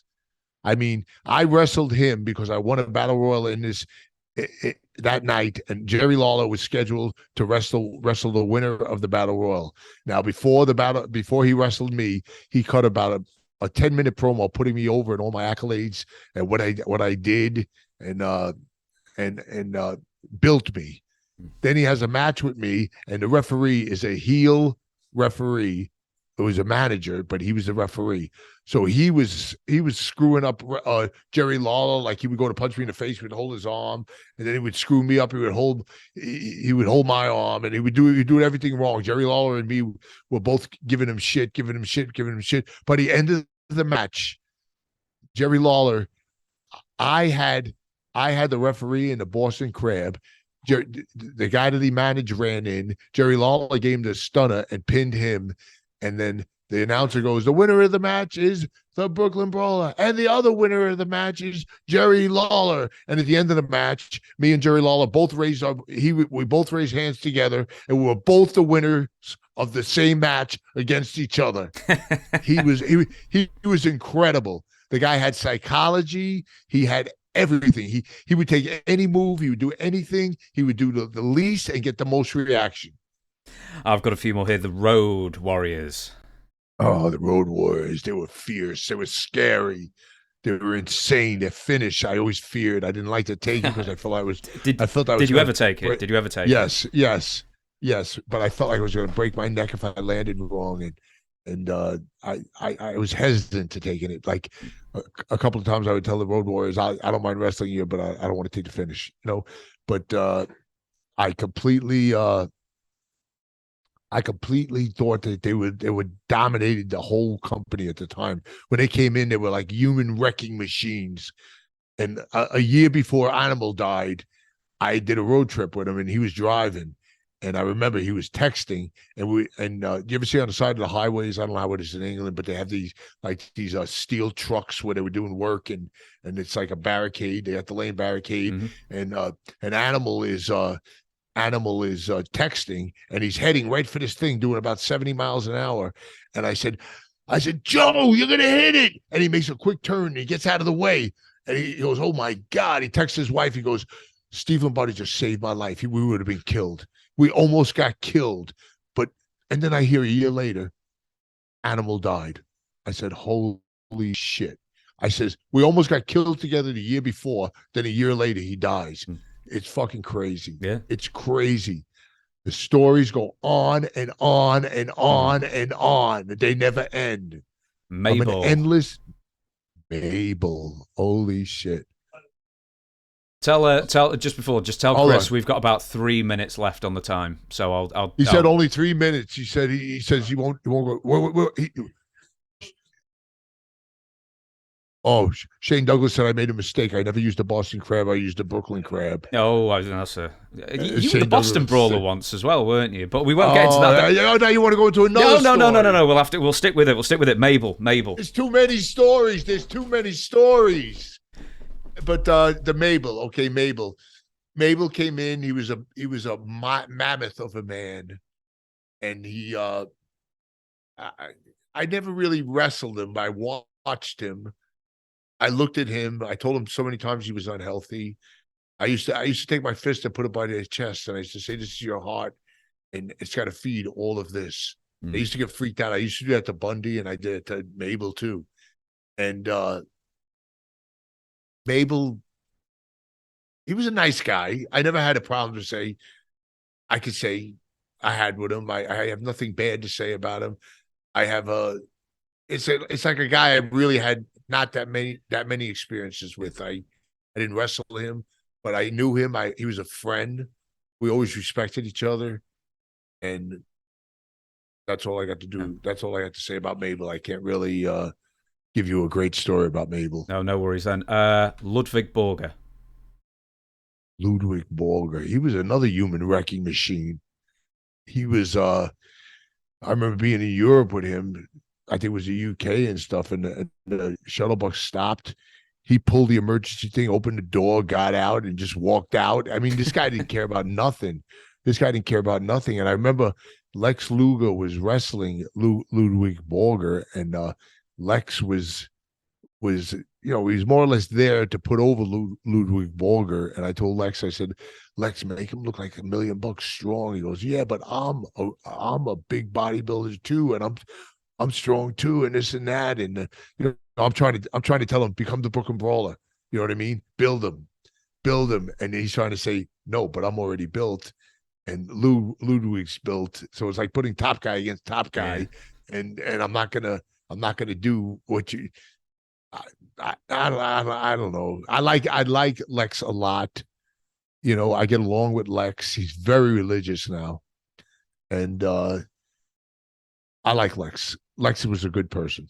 I'm gonna That give you. is a good person. I'm gonna give you two more then, and then I will shut the podcast down. The Road Dog. The Road Dog's a very good person. I like Road Dog. I have a lot of history with Road Dog. I remember one time I was wrestling Road Dog, and then they gave us like 5 minutes, and then the referee told us in the ring that they extended it to 15 minutes. So we both have a 5 minute match plan, and then we have to go to 15 minutes. So we had to wing it. So we had to, and winging it means you have to figure something out according to the reaction of the people and just keep going, keep going, keep going. And it came out a little less than it should have. And Jim Ross passed a comment when we came back. And I told Jim Ross, why don't you take into consideration that it was 5 minutes and you extended it to 15 minutes? And instead, Jim Ross is a great guy too. And he goes, sorry, Steve. Sorry, Steve. But Road Dog is a very, very likable, good person. Very religious. And I respect him. The very last one, Gorilla Monsoon. Gorilla Monsoon. Oh. Gorilla Monsoon, I think he was a good commentator. I think he said stupid things sometimes. I think he was I look at him in his prime. He wasn't in very good shape. He had good success. I think he had a part of the business at one point. I think him and Skolin got I think that there was some kind of financial gain that he had. He was a partner in the WWF with Vince Senior and the fourth guy. Yeah, and he kind of got bought out, and he was always taken care of, and I knew his wife. His wife was a nice person. I think she's still living, and he was a good guy. I had many dinners with him, and I got to know him pretty well, and I have nothing bad to say about Gorilla Monsoon. I think he was a good guy. Yeah. It seems to be a bit of not as covered as well. But what were Gorilla Monsoon's duties when obviously he was on screen doing the commentary? But what were his duties behind the scenes? Well, we named the actual position to go out, the Gorilla position. So he had homage as far as having the position named after him. He would, if he wasn't doing commentation, he would sit in the back and he would give cues like. They give you a cue and they give you 2 minutes to go home. So the referee would say, go home. So you got 2 minutes to take it home. So Gorilla would do a lot of backstage stuff, and Vince would respect what he said. They have conversations and this and that. But it was a different generation back then. It was completely different. That was a generation of the inmates running the asylum. It was different.